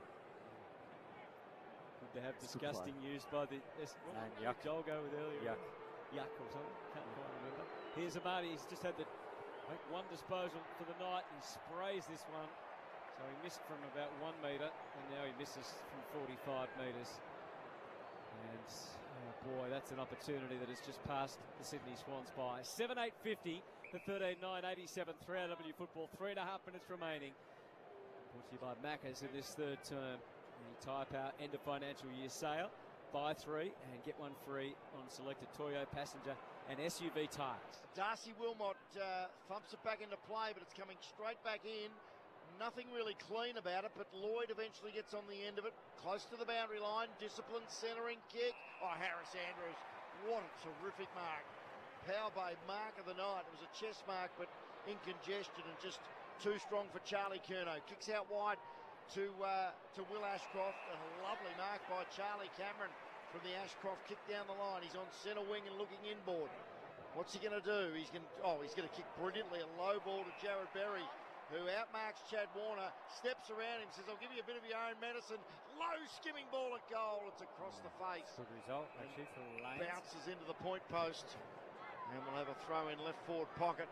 Terrific transition then from the Brisbane Lions. We're down to 2:37 remaining in the third. And the Lions still hold a commanding 37-point lead on the Tyre Power scoreboard.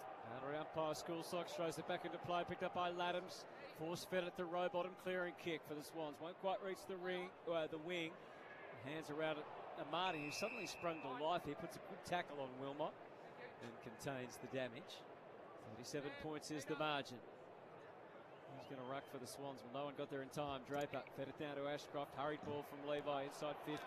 Well handled by McCartan. Not the mark. Now he's under severe pressure. It'll be interesting. He just burst his way through. He was running through the banner. It'll help Fremantle out, and they've had a really good season. Goes the kick. Wilmot will have first play on this on the bounce. About to be tackled by Curnow. No, he's not. He's able to work his way away from Charlie and slam it down towards Dunkley. It takes the mark 55 metres out. Still eating my pizza. In the square, it's Cameron versus Cunningham. The backup from McCartan, the desperate handball. He's gone over the line and out of bounds. And it looks as if James Jordan's pens leaked during half-time, but it's one of those ink blot tests. Yeah. What do you see? 6 goals, 1 is the Brisbane lead. 9 individual goal kickers for the Lions, 6-3 for the Swans.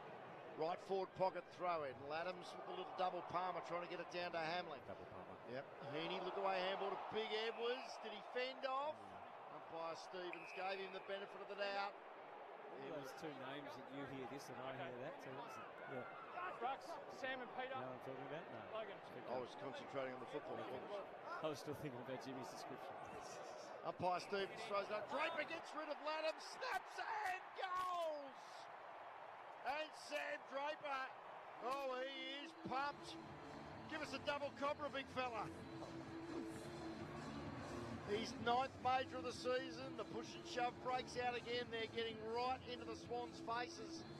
Particularly Levi Ashcroft. He has had a lot to say tonight. And it's back to a 43-point lead. 14:9:93 Brisbane. 7:8:50 Sydney.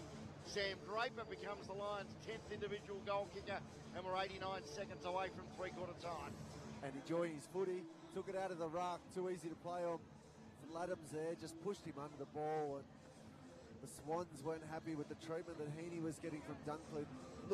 Looked like he got pushed into the ruck contest, but there's a bit of feeling in this. There's a concern here earlier in that passage. Tom McCartan with wasn't exactly a sling tackle, but back of his head hit the turf quite hard. Yanni or Laurel was out of the middle, taken by Mills. Sends Sydney forward again. Amati out of his reach. Gallup got a fist to it. Picked up by Lloyd. Upended, got a handball away. Tunstall, quick kick by Dunkley. That'll work. Back to the middle. Cameron scooped it up and then He was scooped up in turn by the veteran Cunningham. And they land right in the middle of the gather. Draper's only had 5 touches tonight, but it feels like he's had a bigger impact than that. He has more impact here. Got the ball onto the boot, didn't gain any yardage. Grabbed by Blakey, bundled it up, kicked it forward. Warner gave a little push. I think we've got this game, Dale. Back up That's a good feeling. The Chad has got there. It was the second attempt to get through. He couldn't quite breach. He looks like he's pretty knackered, to be honest, the Chad. But he is having a wholehearted go. He's kicked 3. He's about to line up for a 4th. He's going to have to kick probably 8 or 9 for them to be a chance. Here was my bold prediction. I said he'd kick 4. Some people heard Logan, others heard Chad.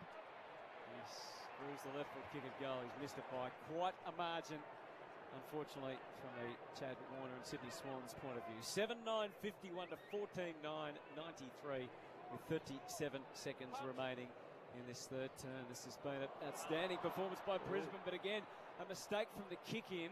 They beaver away to try and rectify it. Somehow it came back to Warner, who the ball just dislodged. We'll see how it goes. Continues to have important touches in this game. Clearing kick to Rayner, couldn't quite handle it. Grabbed by Edwards. He hurls it back forward. Here comes Amadi, can't take it. Yeah, it was courageous there from Wilmot. Ainsworth grabs it. He's kicked that about 60 metres. And that is a terrific grab by Hipwood. Power Bay mark of the night with the greasy footy. Springs to his feet. Long ball to Morris, who will kick after the 3/4 time siren as Dean Cox ruefully shakes his head in the coach's box. Again, plenty of Lions, certainly getting into Nick Blakey with a lot of it. Levi Ashcroft there again. By my word, he's had a lot to say tonight. He has, hasn't he?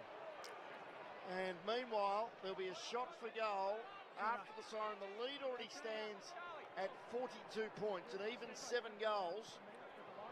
And Logan Morris, despite the angle being slight at best, I see what you mean, Hutto. He's going to start from an angle of about 45 metres and run back in line with the mark where Peter Latham stands hunched over and snap over his left shoulder.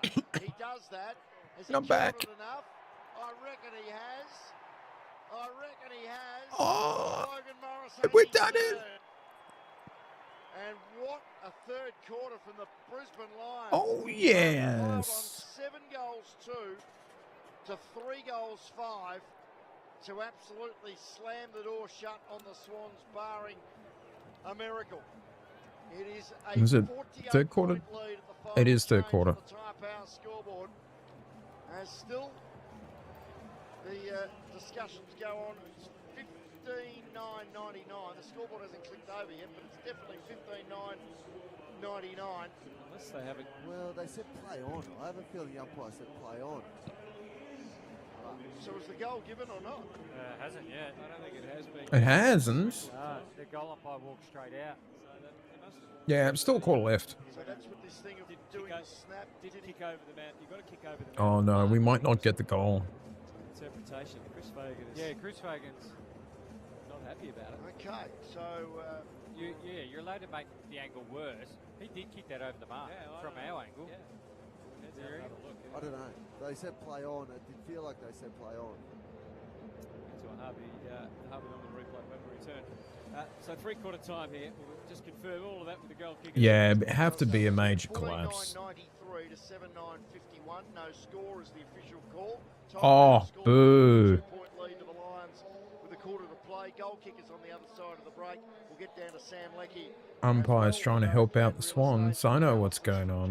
Selwood and Jimmy Bartell, and that is a Oh, strange call. More on yes.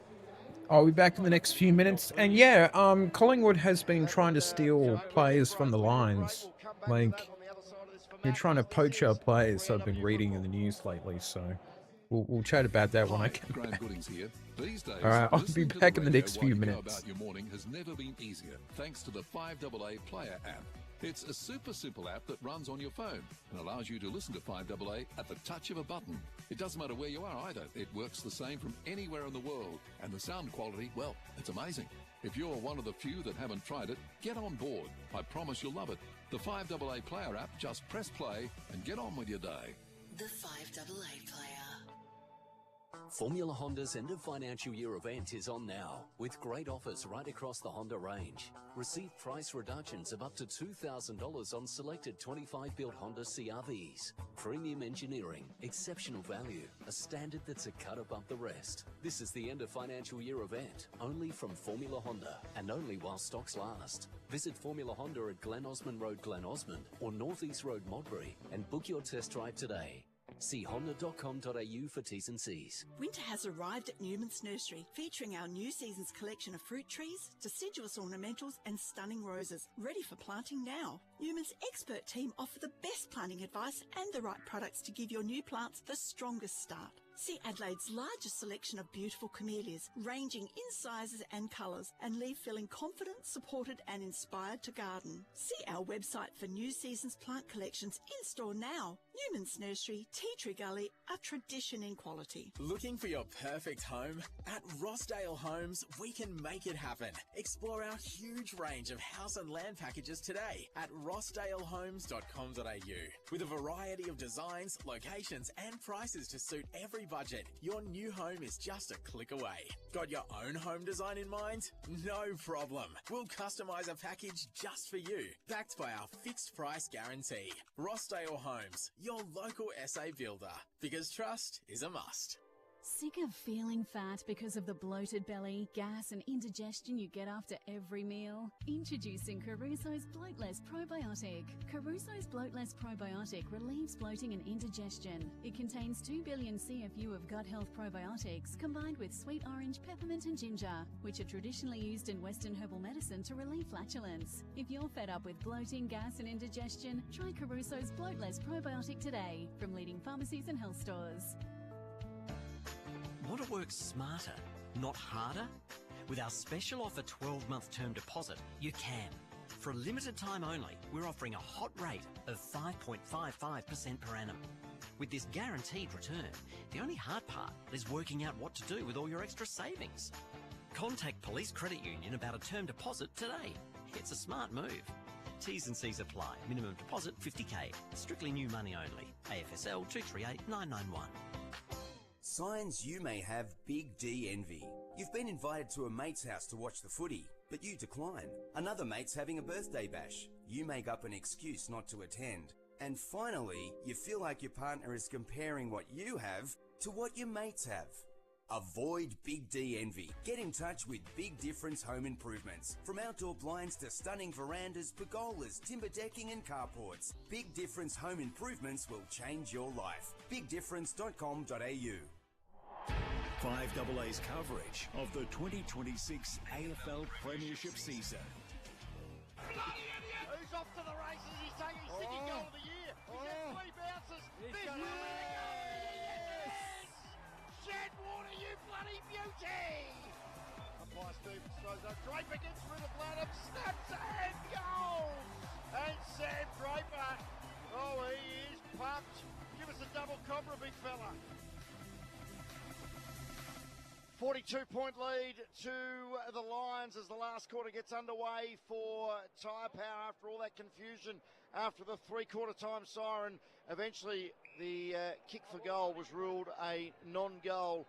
Mightn't make any difference in the end. Quick word from Jimmy and Joel, as there's been no addition to the three-quarter time score. We just have an understanding that it was called from the umpire behind him that he didn't kick it over the mark. So there'll be lots about that this week, I'm sure. Sam Wicks with the clearing kick. Curnow marks a quick handball to Goulden. Going to kick on his non-preferred right, and a beautifully weighted pass. And Joel Amati has marked on the boundary line, non-preferred side for the right footer, right in front of the Queensland Cricketers Club. And he's getting plenty of advice. What do you reckon they're telling him, Bruce? Maybe chewy on your boot.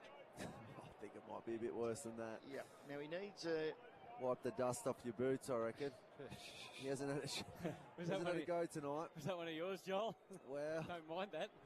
You can use that uniform again for next week. Doesn't the need a wash. angle is such, he'll kick it from outside the field of play. It's across the face. And Sam Draper plays the percentages, smashes it through for a rush behind. First score of the final term, 7-10-52 the Swans, 14-9-93 the Brisbane Lions. Tyre Power scoreboard, and still, we'll have to check with Sam Leckie shortly whether Tom McCartney is actually on the field of play. or with the back of his head being slammed in the turf late in the third, whether he's being checked out. Wilmot was going to go left, had a change of heart. He went right, and it's marked there out wide by Reveal, who goes short to McKenna. So 93 playing 52. McKenna tiptoes off and from right half back sends it towards half forward. Big clump of players. Grundy couldn't take the mark. Never really looked like it. Hamley handled it well to Sarong. He fed it through to Rowbottom. Blakey reflex handball to Grundy. This is their best chain of hands, and Mills frees it up. Got it forward to Goulden, who glides to 50 and put it on the chest of Charlie Kerner. And there's nothing that Harris Andrews could do about it. Haven't seen that play much tonight, have we? Link up, Tom McCartan down in the rooms. Look like he's doing a HIA. Oh, which is a real concern given the history he and his family. As Kerno runs around, it's a low kick, but it's a good straight snap, and it's his third. Charlie Kerno as he creeps ever closer to Ben King in the Coleman race. It'll take him, I think, to 39 goals for the year, Charlie. He started the night at 36, so yes, he's 39, and Sydney go to 8-10-58, and the Brisbane Lions 14-9-93. And that is all on the Tyre Power scoreboard. Don't forget, if you're just happen to be in the Morwell area, go down and see Steve Skinner and his team at Tyre Power in Morwell. Good deal there, Skins. Yep. Still just the 3 goal kickers for the night, the Swans. Yeah, it's amazing. And McCartan in the rooms, getting looked at.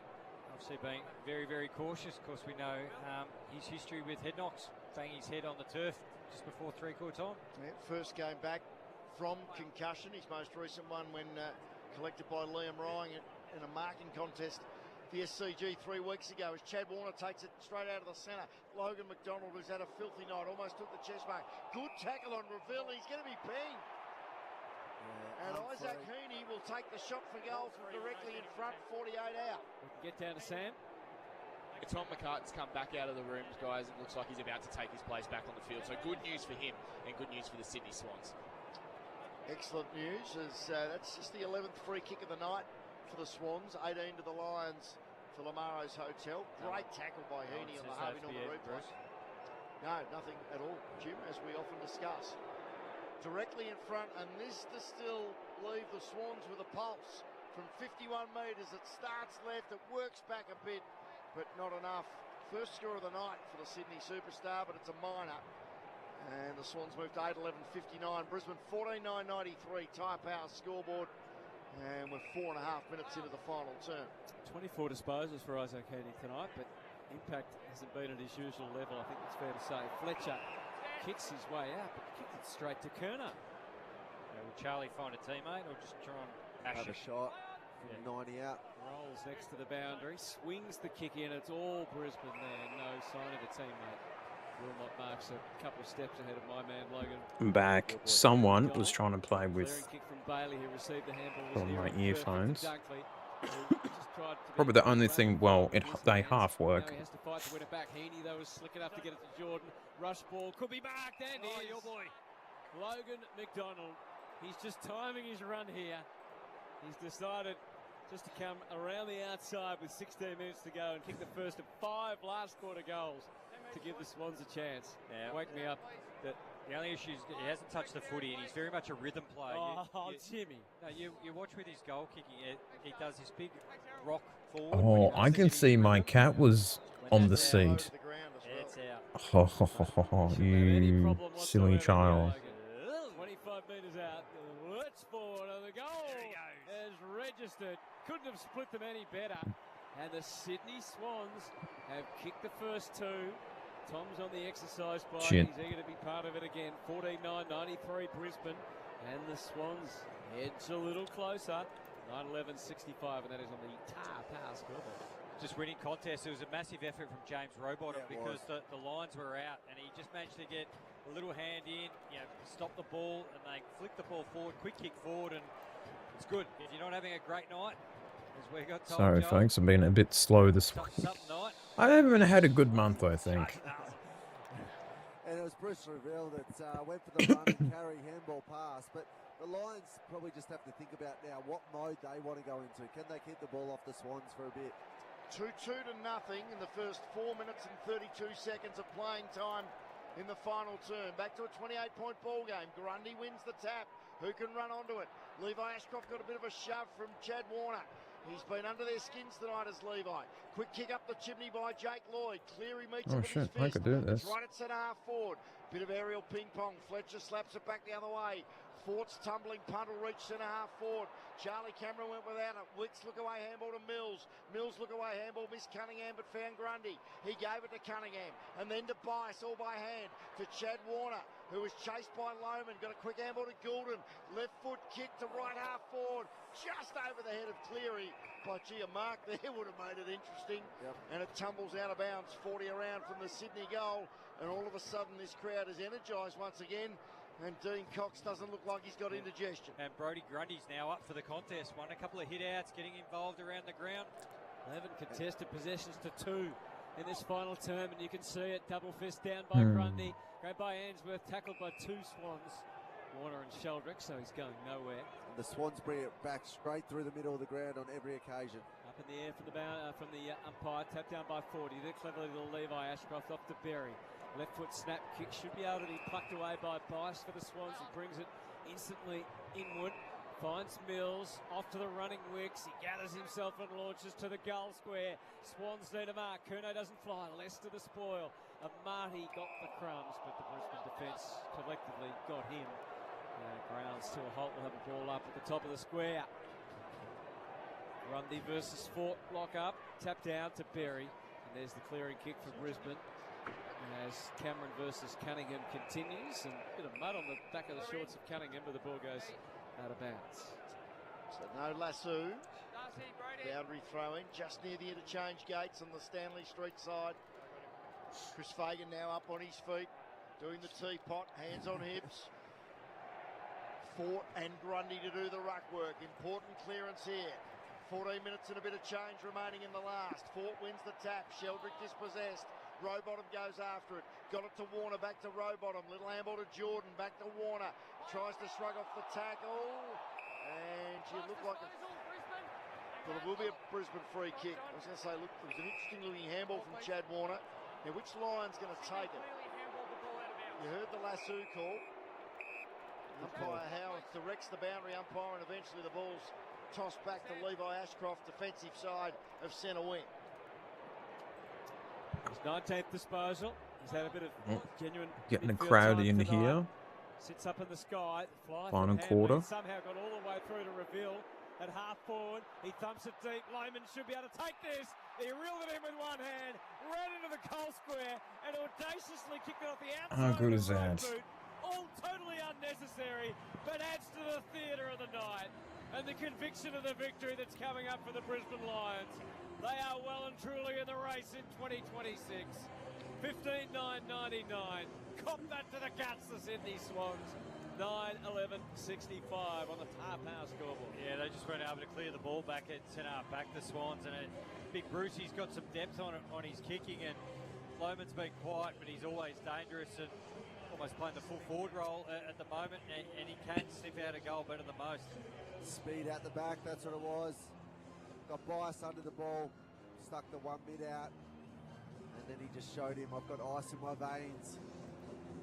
Finished with a check side in from the square, which is a bit interesting.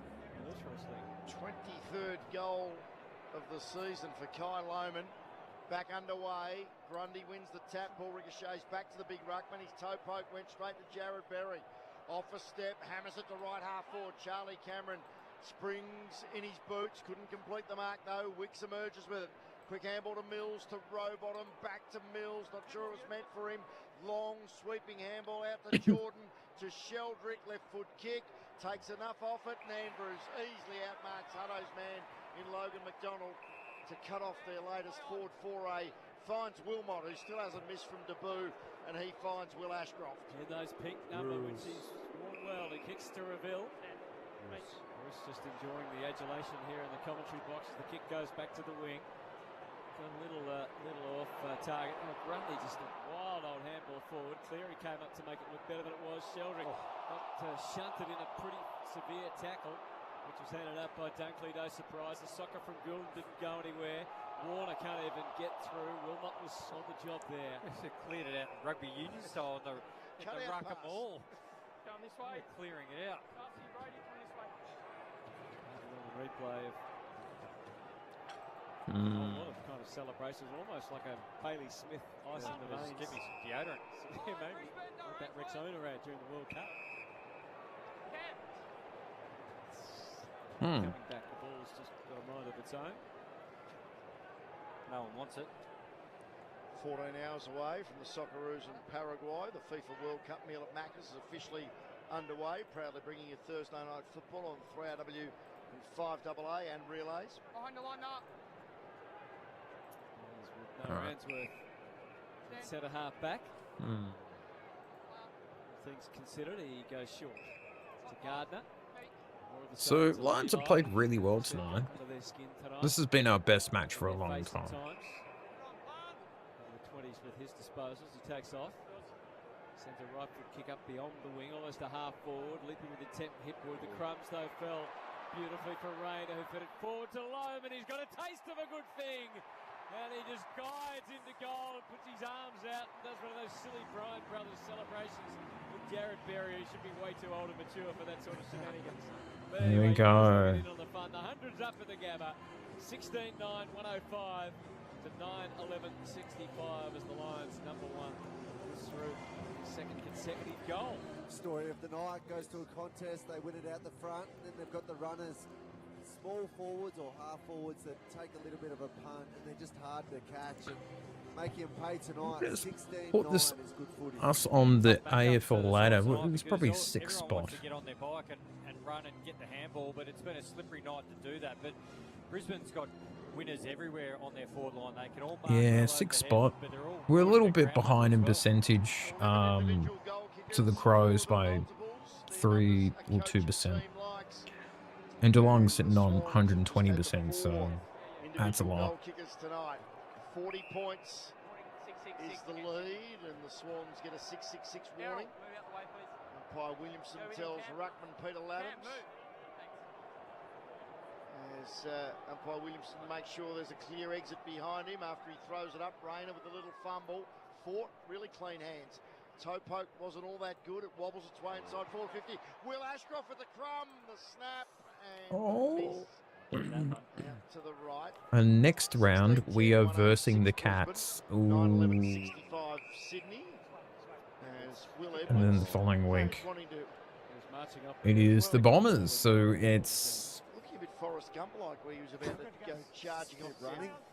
hard match, easy match. I'm pretty tired. Think I'll go home now. We looked in the 6. Yep, that's right, Mr. Dale.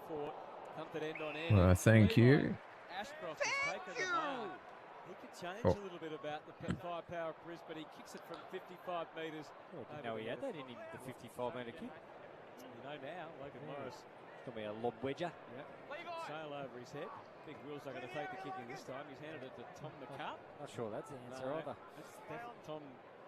Oh, he's going to go straight up down the middle of the mowing strip. I haven't thought what I'll stream tomorrow night. Maybe a bit of Fortnite or Pokemon Champions. So look at my options there. I could still do the Socceroos game. I didn't do the American one because I'm very tired. And 5 a.m. doesn't work for me. But midday does for the World Cup. Who takes the mark between left back pocket and left half back, retreats to Ainsworth. So no rookie list, just going to have one big primary list with everyone on. Big chubby one. At least I've fixed up the chat box a bit. Big chubby list. High lead from Loman, who's got his own little individual highlights reel in this final term. Yeah, I'm happy with that now. It's getting late, isn't it? It is. Right time of the night. It's so funny there, Chuckles. Short out there to McKenna, who in his own unique style delivers it onto the chest of Dunkley. It's been good tonight. Dunkley, 24 touches. He's had the Heaney match up for much of the night. Yeah, Don't do that, will go through your big honker. He hasn't been as Yeah, a little effective this bit year as what we've become accustomed to. Loman threatening underneath again, but he's caught. A few red hots in his final turn for holding the ball. The school socks suit Simon Meredith. Yep. We got 3 likes. Too bad for us. Yeah, floats the handball forward, and all of a sudden the plan unravels quickly. Ainsworth in the way to Wilmot, almost missed his hand as he tried a left-hand handball. Everyone's trying left-hand handballs. McDonald's got it to Rowbottom, another left-hand handball, another left-hand handball. Here's the Chad, and he skids through his 4th. And he has been a lone hand. No disrespect to Big Charlie, who's kicked 3, but Chad Warner, 4 goals, 3 of them in the second half, done everything to inspire his team. It is a Star 21 Goal of the Night nomination, but it's not going to beat his earlier effort, which is the clubhouse leader now for the Goal of the Year. Surely you win. You get a rare If I don't get it tonight, Hutto. I still think Bailey Williams' goal in opening round is the best. 10-11-71 Sydney, 16-11 107 Brisbane, 6-goal lead on the Tyre Power scoreboard with 9 1/4 minutes remaining. You're talking the balk. Yeah. Balk. Yeah, that big banana. Andrew Buse, Caninia Park, left forward pocket, Goal of the Year of 1982. Andrew Buse got a Goal of the Year. He did. Just ask the rat about it. Just ask him. He'll tell you all about it. Saw him the other week, the great man. He's a For the Power Bay mark of the day, the Power Bay heat pumps available online. Still looks like he can play. I'm going to quickly switch to this. Comes out wide to Fletcher. Forward handball to Reveal. Who thumps it up in towards the square. Sorry, Genuine folks. one-on-one. Hamling versus Morris. And they're joined now by Sarong, tackled by Loman. And the loose ball went to Lloyd, who floated it back to Bice. Who's kicking just lobbles now. Was his best kick of the night. Across to Jordan. Handball forward. They've got him good on that tonight. Squirming his way forward, handball straight into trouble. And that could be high on Fletcher. Fleeced really in the tackle. And then little uncoordinated was Goulden. He might have cramped. There's the ball ended up in Mills' mitts. Who's here tonight for the Maros? Mills? Yes. 27 now. Blakey takes off a couple of unneeded bounces. Then he handballed it. I don't know why. It's like a carbon copy of 2 minutes ago. Yeah. I don't know why he swallowed the fly. They've got under his skin tonight. Taken away by Leicester, who gave it a Yeah, we are losing this quarter. So that's the only downside to this match. Fancy hands themselves, and on the end of the chain. 2 goals to 3. And that's been the difference. When they've done the fancy hands, the players are actually out and able to face goals, so then they can make the decision, do they kick it or give the next overlapping handball, where the Swans have run into the next Lions player coming up with frontal pressure. Julian Joel for Catalanos. Their very special comments tonight. Save up to a massive 70% off store wide at the Catalano stock take sale event, which is on now. 7.5 minutes on the White Glove Mover.com.au clock remaining. 2 goals so far tonight for the immensely talented 21-year-old Logan Morris, and you can chalk up another next to the number 13 after he delivers Brisbane's 17th. There you go. Downstairs, Barry playing Sam. Yeah, Errol Gordon's just come off the ground with some very painful looking cramps actually. He's just getting it worked on now, and you can expect that after being out for 14 weeks. 3 goals to the man. So 59 games he's up to, Logan Morris, and 115 goals. Nearly 2 goals a game. Already. Yeah. Not even close to the peak of his powers as far as physically. No, but I like how he plays the game in 360. Like, again, he's usually got a bit more of the ball than what he has tonight, but 7 touches, hits the scoreboard, but he hits it hard, doesn't he? 3 goals straight. Yeah, and he's got great forward craft. Not out of the running for the Coleman medal if Brisbane from here on in hit some good form. Yeah, he's doing really well, Morris. He might be my favourite player, I'm thinking. Go forward again. Bailey pushes off Bice. Left foot snap. Floats, wafts. And that is a brilliant goal from Zach Bailey. And Zach Bailey, we need to keep 2. Selwood celebrating in the commentary box for his bold prediction for Arrow Transport. 18-11, 119 the Lions. 10-11-71 the Swans. All on the Tyre. Okay, now we're winning the quarter. I think they heard me and they went, okay, Chris, you know, we'll kick a couple goals. Between Warner and Bailey. And I stopped there. And what does 4 + 2 equal, Jim? That is 6, Bruce. Joel got it right. There we That's what go. we just said. What a thank you, guys. That's all we Dun, want. dun, dun, dun. No, just two dangerous players. Obviously, Zach Bailey. Not sure where his career is going to be after this year. Yeah. Doesn't seem like it's going to be in Brisbane, but he'll be a big loss. It'll be in a big house. It'll be a big house, that's for sure. Not the big Not the house. not No, the big big house, just house, a big house. Lots of bathrooms sort of In house. Adelaide. I don't know how TVs big the and house stuff. will be there. Soccer. Well, welcome, welcome everyone. Into the Smash the 50s, like sliding button in. These first was near and under pressure by enjoy the severe pressure. winning moments from the Lions. So I'm happy. Just getting a little bit of clarity about that non-goal call for Logan Morris at three-quarter time. The umpires said he didn't go far enough to his right to actually kick it over the man of the mark. So he made the angle worse. And got penalised for it. But he actually didn't improve it enough to get back on the line. Does that make sense? So Yes. Yeah. Yep. It makes more sense if he'd gone. That's yeah, if he went too far and made the angle better. Yes. Play continues as Cleary kicks into the pocket. Bruce had a swing and a miss, and grabbed by Lionel Roses, whose kick goes across the front of goal and goes out of bounds. So he has been called no goal for making the goal harder to kick. And is the general consensus on socials or whatever that it was the right call, or it's mixed? Mixed emotions. Boundary throw in, right forward pocket. The end, the Swans kicking this final term. Grundy from the base of his palm smashes it back towards the boundary line. Heaney just missed it. And our favourite boundary umpire. What's his name again, Bruce? I'm not sure, but he's got few feathers on top, but he's got a beard. Yeah, the bearded boundary.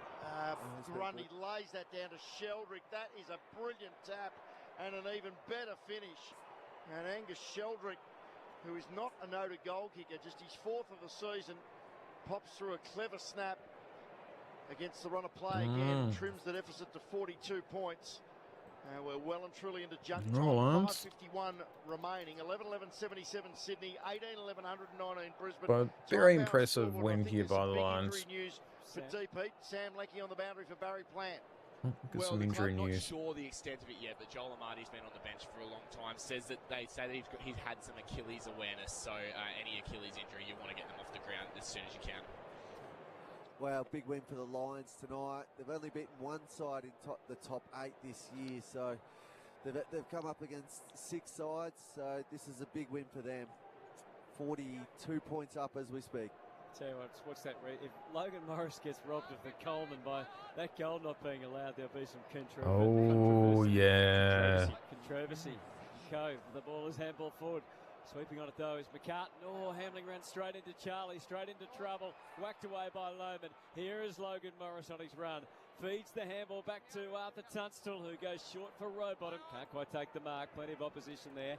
Handball from Mills is picked up by Grundy. Basically threw it back to Mills. Now Warner tried to reverse out, and he's clever enough to evade any threatening tackler. And the handballs are chained up. It wasn't meant for you, Brody. It's meant for Chad, who is fierce. He just picks them off one by one. Have a shot. And starts running again. Was going to be my chance to get goal of the night, but unfortunately he's passed it off to Rowbottom. Bad luck, Hutto. He went ghosting back through, but the kick has gone to Cleary. You can see Cleary now, and he's taken the mark. And Chad's knackered. He's just collapsed on the ground. Technical term for it, I think. What's his full numbers for the night for Lamaro's Hotel to go with his 4 goals won? Yeah. He's number 1. Short pass to Heaney. So he's had 14 kicks, 12 handballs, 1 mark. He's had 8 clearances, 8 score involvements, 4 goals won. Not a bad night in a losing Upload a team. YouTube short soon Even though there's 7 goals down. of the worst AFL kick-in ever. Behind Isaac Heaney. He won't be in the votes tonight, I don't think, but he's kicked the goal. And he's kicked them beautifully. He's got it to work back nicely from left to right. And they do have so many stars, don't they, the Sydney Swans? But if they're not all firing, it sort of becomes an interesting test case for the old. Is it your top 6 or your bottom 6 players that determine success in this game? Another goal. Yeah, well, they've had a lot down that bottom end. I reckon we can nearly say bottom 12 tonight because they just haven't been able to Some get with a involved. couple easy goals here. I thought we were going to win this some of them, quarter too. Mainly they're tall guys too. That you need to Little disappointing, but those guys. I want to take the win. Brisbane uncomfortable. They haven't been able to do that at all. Yeah, the problem for them, they've got 3 200-centimetre blokes collectively haven't made one player as far as the stats go tonight, or impact. It's going to be a long quarter. Already 9 goals kicked. 4 to the Lions, 5 to the Swans. Count-up clock is 26.5 minutes in, and we've still got about 4.5 minutes remaining, thanks to the white glove mover. They're having a look. What are they doing here? We're waiting for him to clear out behind him. 4:12 to be precise. He's run over the line again. Yep. So Grundy's been pinged again. Darcy Fort. He's going to take it quickly and kick out very wide to where it looks like that Tunstall out there all by himself. Floats the pass. Lohman with the good leap. And came down a little. Yeah, junk time.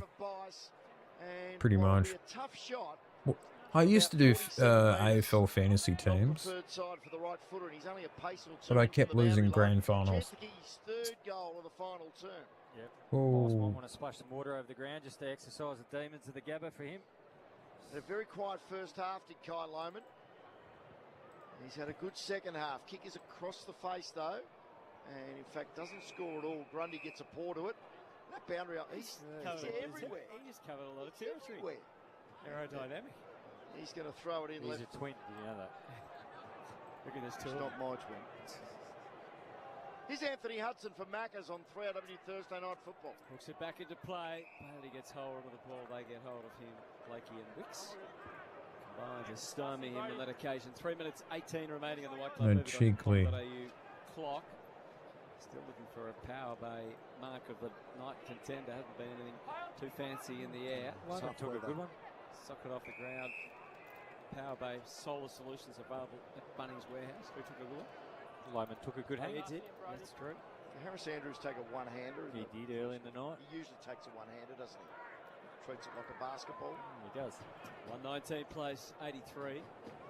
Smashed away by Grundy. Heaney versus Ashcroft, and Will emerges with the ball. He's always capable of something special on the side. Oh. Mr. C, Mr. Cunningham, was on the line. Haven't had a review all night. So time to get a sponsorship Harvey away. Norman sponsorship mention away. Can we check let's touch the ball line, please? Score review.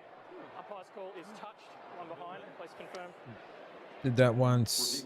They played it wrong by trying to take mainly pies.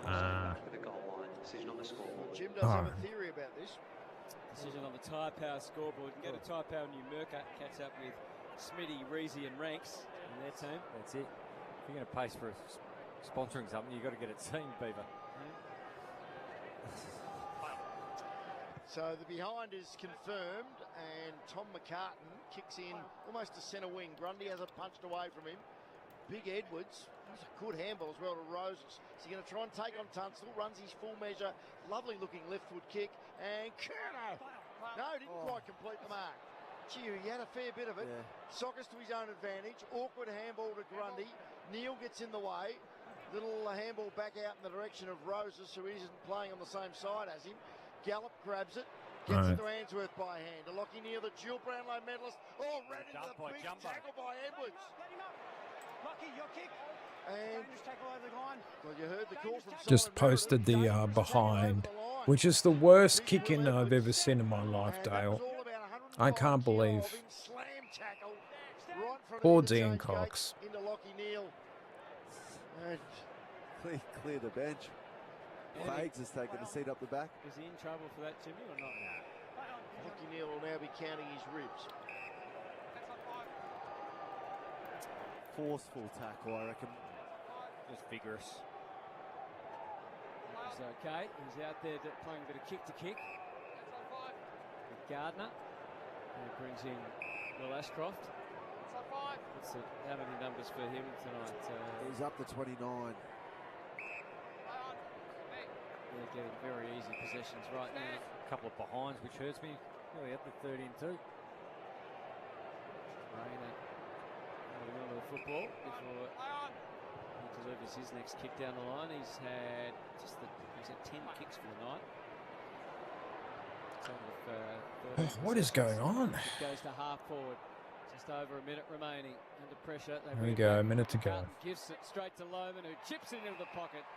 And Conor McKenna, to be sure, takes the mark. about 35 to 40 metres out on a slightish angle. Big score they're going to put up here on the Swans. Had their measure in every facet of the game. A few replays on the Harvey Norman.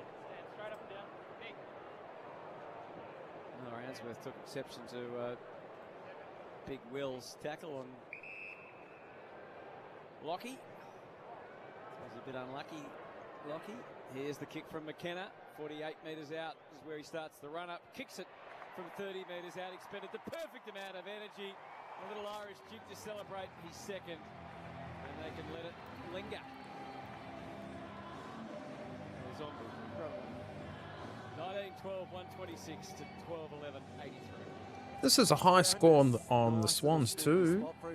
I'm not sure what sort of position it is. It's not a forward pocket, but We got beaten pretty well at the beginning of the year with the Swans, if I remember, the first match. First round or two was early. If the ball gets switched out, he can be that player out there for you. Breaks the lines really well. He's now kicked 12 goals, 10 in 9 games. Yep. So he's getting a look at it the other way. That's the important thing. Using him up on the way through on this occasion. Yeah, 12 goals. He's been popping up here and there. So 19 seconds remaining. Huge win for the Lions. Their third in a row, and Sydney's 3-match winning streak is going to come to a shuddering halt. Chad Warner with one of the last kicks of the game. oh, thanks for the new subscriber. Whoever's joined to watch us, and smash the like button too. There we go. That's it. After the final siren, which means it is all about the margin. We know that the Lions will finish on 19-12, 126. The lead stands at 43 before the Grundy kick. Sydney 12-11, 83, but Grundy shooting from about 48. Where's the line song? So try to type this all out. How important is percentage going to be in the run-in? Already the Swans have had a big chunk of their healthy percentage shaved away. Probably didn't spell premiership right, but I'm tired. I reckon we're going to have to go to the video. Harris Andrews is celebrating like he's kicked a goal, but he's kept it in the field of play, and yep, goal umpires convinced as well. No score. So it is a 43-point win to the Brisbane Lions. 19-26 to 12-11-83, and the reigning champs are roaring again. I'm pretty happy with that result.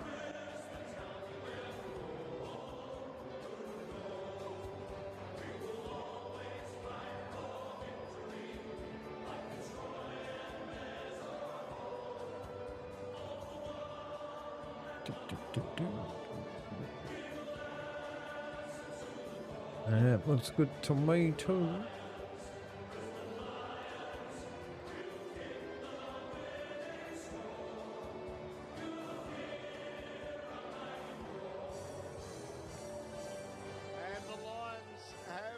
Premier. I don't know, Dale. It probably might. You might be right. I think you're right. 26 to 12, 11, 83. They've led wide and wide at the Gabba on a Thursday night. But happy to see a result like that. That's pretty good. That was just a really strong performance from them. Yeah, they really there's no weaknesses to it. Can't fault them.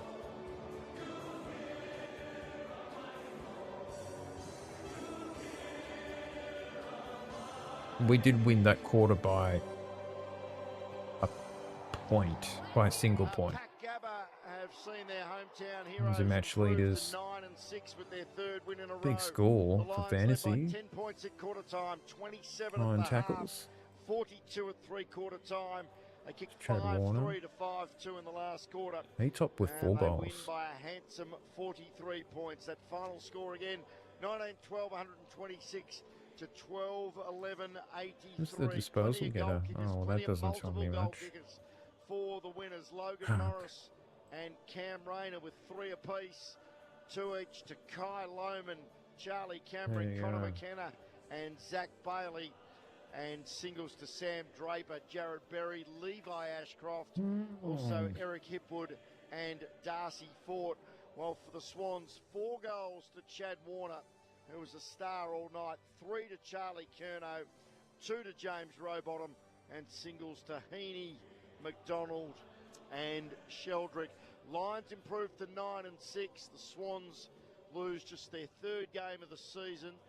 They slipped to 12 and 3. The Lions, a massive game next Thursday night against Geelong. That's going to be so. Here on 3AW football, and Joel's hosting us for a big pre-match dinner, I believe. In his stand. Forward to that, and the Swans. Again. They're at home and it's just on Friday night against the Bulldogs at the SCG. More on what's I don't know. A little bit later. But who would you tip for next week, Dale? Cats versus Lions. That's going to be a tricky one. And we all got the sense before the game, is this where they start to make their move and start rolling? And they just took the Swans forward handball game and any sort of real momentum at every opportunity they could against the Swannies. Chad Warner, a lone hand tonight. He was the one who could run and break the lines, but this was a pretty complete performance from the Lions. I don't think there's any stress and worry from the Swans, but they've got to work out what happens if they run into a big game or a final. It's a bit wet and slippery. Like the ability to have your game taken away from you so easily by the Lions just by rolling up the next one and creating that pressure. Yeah, everyone knows you're going to try and keep going forward handball, but it's at their what's ground. the other little layer that you can add to it? Yeah, you felt like so try the kick mark game a little bit early, that's where I'm kind of thinking the Cats could get us. They're just such a good outfit. It's so fucking annoying trying to play against them. Oh, I think that's the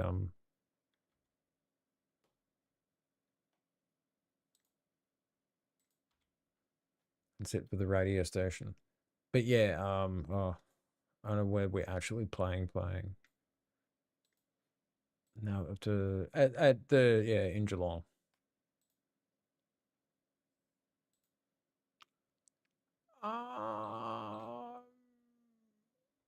Carlton beat the Cats. I know. Yeah, that's so weird. And it's a little bit strange like that. Okay, I'm putting everything. And I've got that new YouTube short, that kicking. So we'll upload it. And I'll upload that to TikTok tomorrow at the right time, because you don't post any TikTok videos at 9 time because they get no views. It's very, very strange. Very different platform. And my camera has frozen. Keeps doing this. But I think I've had a good stream. Big thanks to everyone who's turned up. I guess it was a pretty quiet stream, but it got a bit busy here and there. So, but I'm sure the next one will be probably more people will watch, because it's not a big Thursday night stream that you can just like game where you can just watch it on free telly. So I think that makes a difference too. If it's on pay telly, more people are likely to come here, which makes sense. All right, I'm going to head off now. I will think about what game to stream tomorrow night. Sure, it'll be Fortnite or Pokemon Champions. Just something easy for me to get into. But Lions, nice win. I'm happy. I'm a happy Lions supporter this week. And we'll see how all your other teams go. And that will be it for me. So a big thanks to everyone who turned up. And I shall see you next time.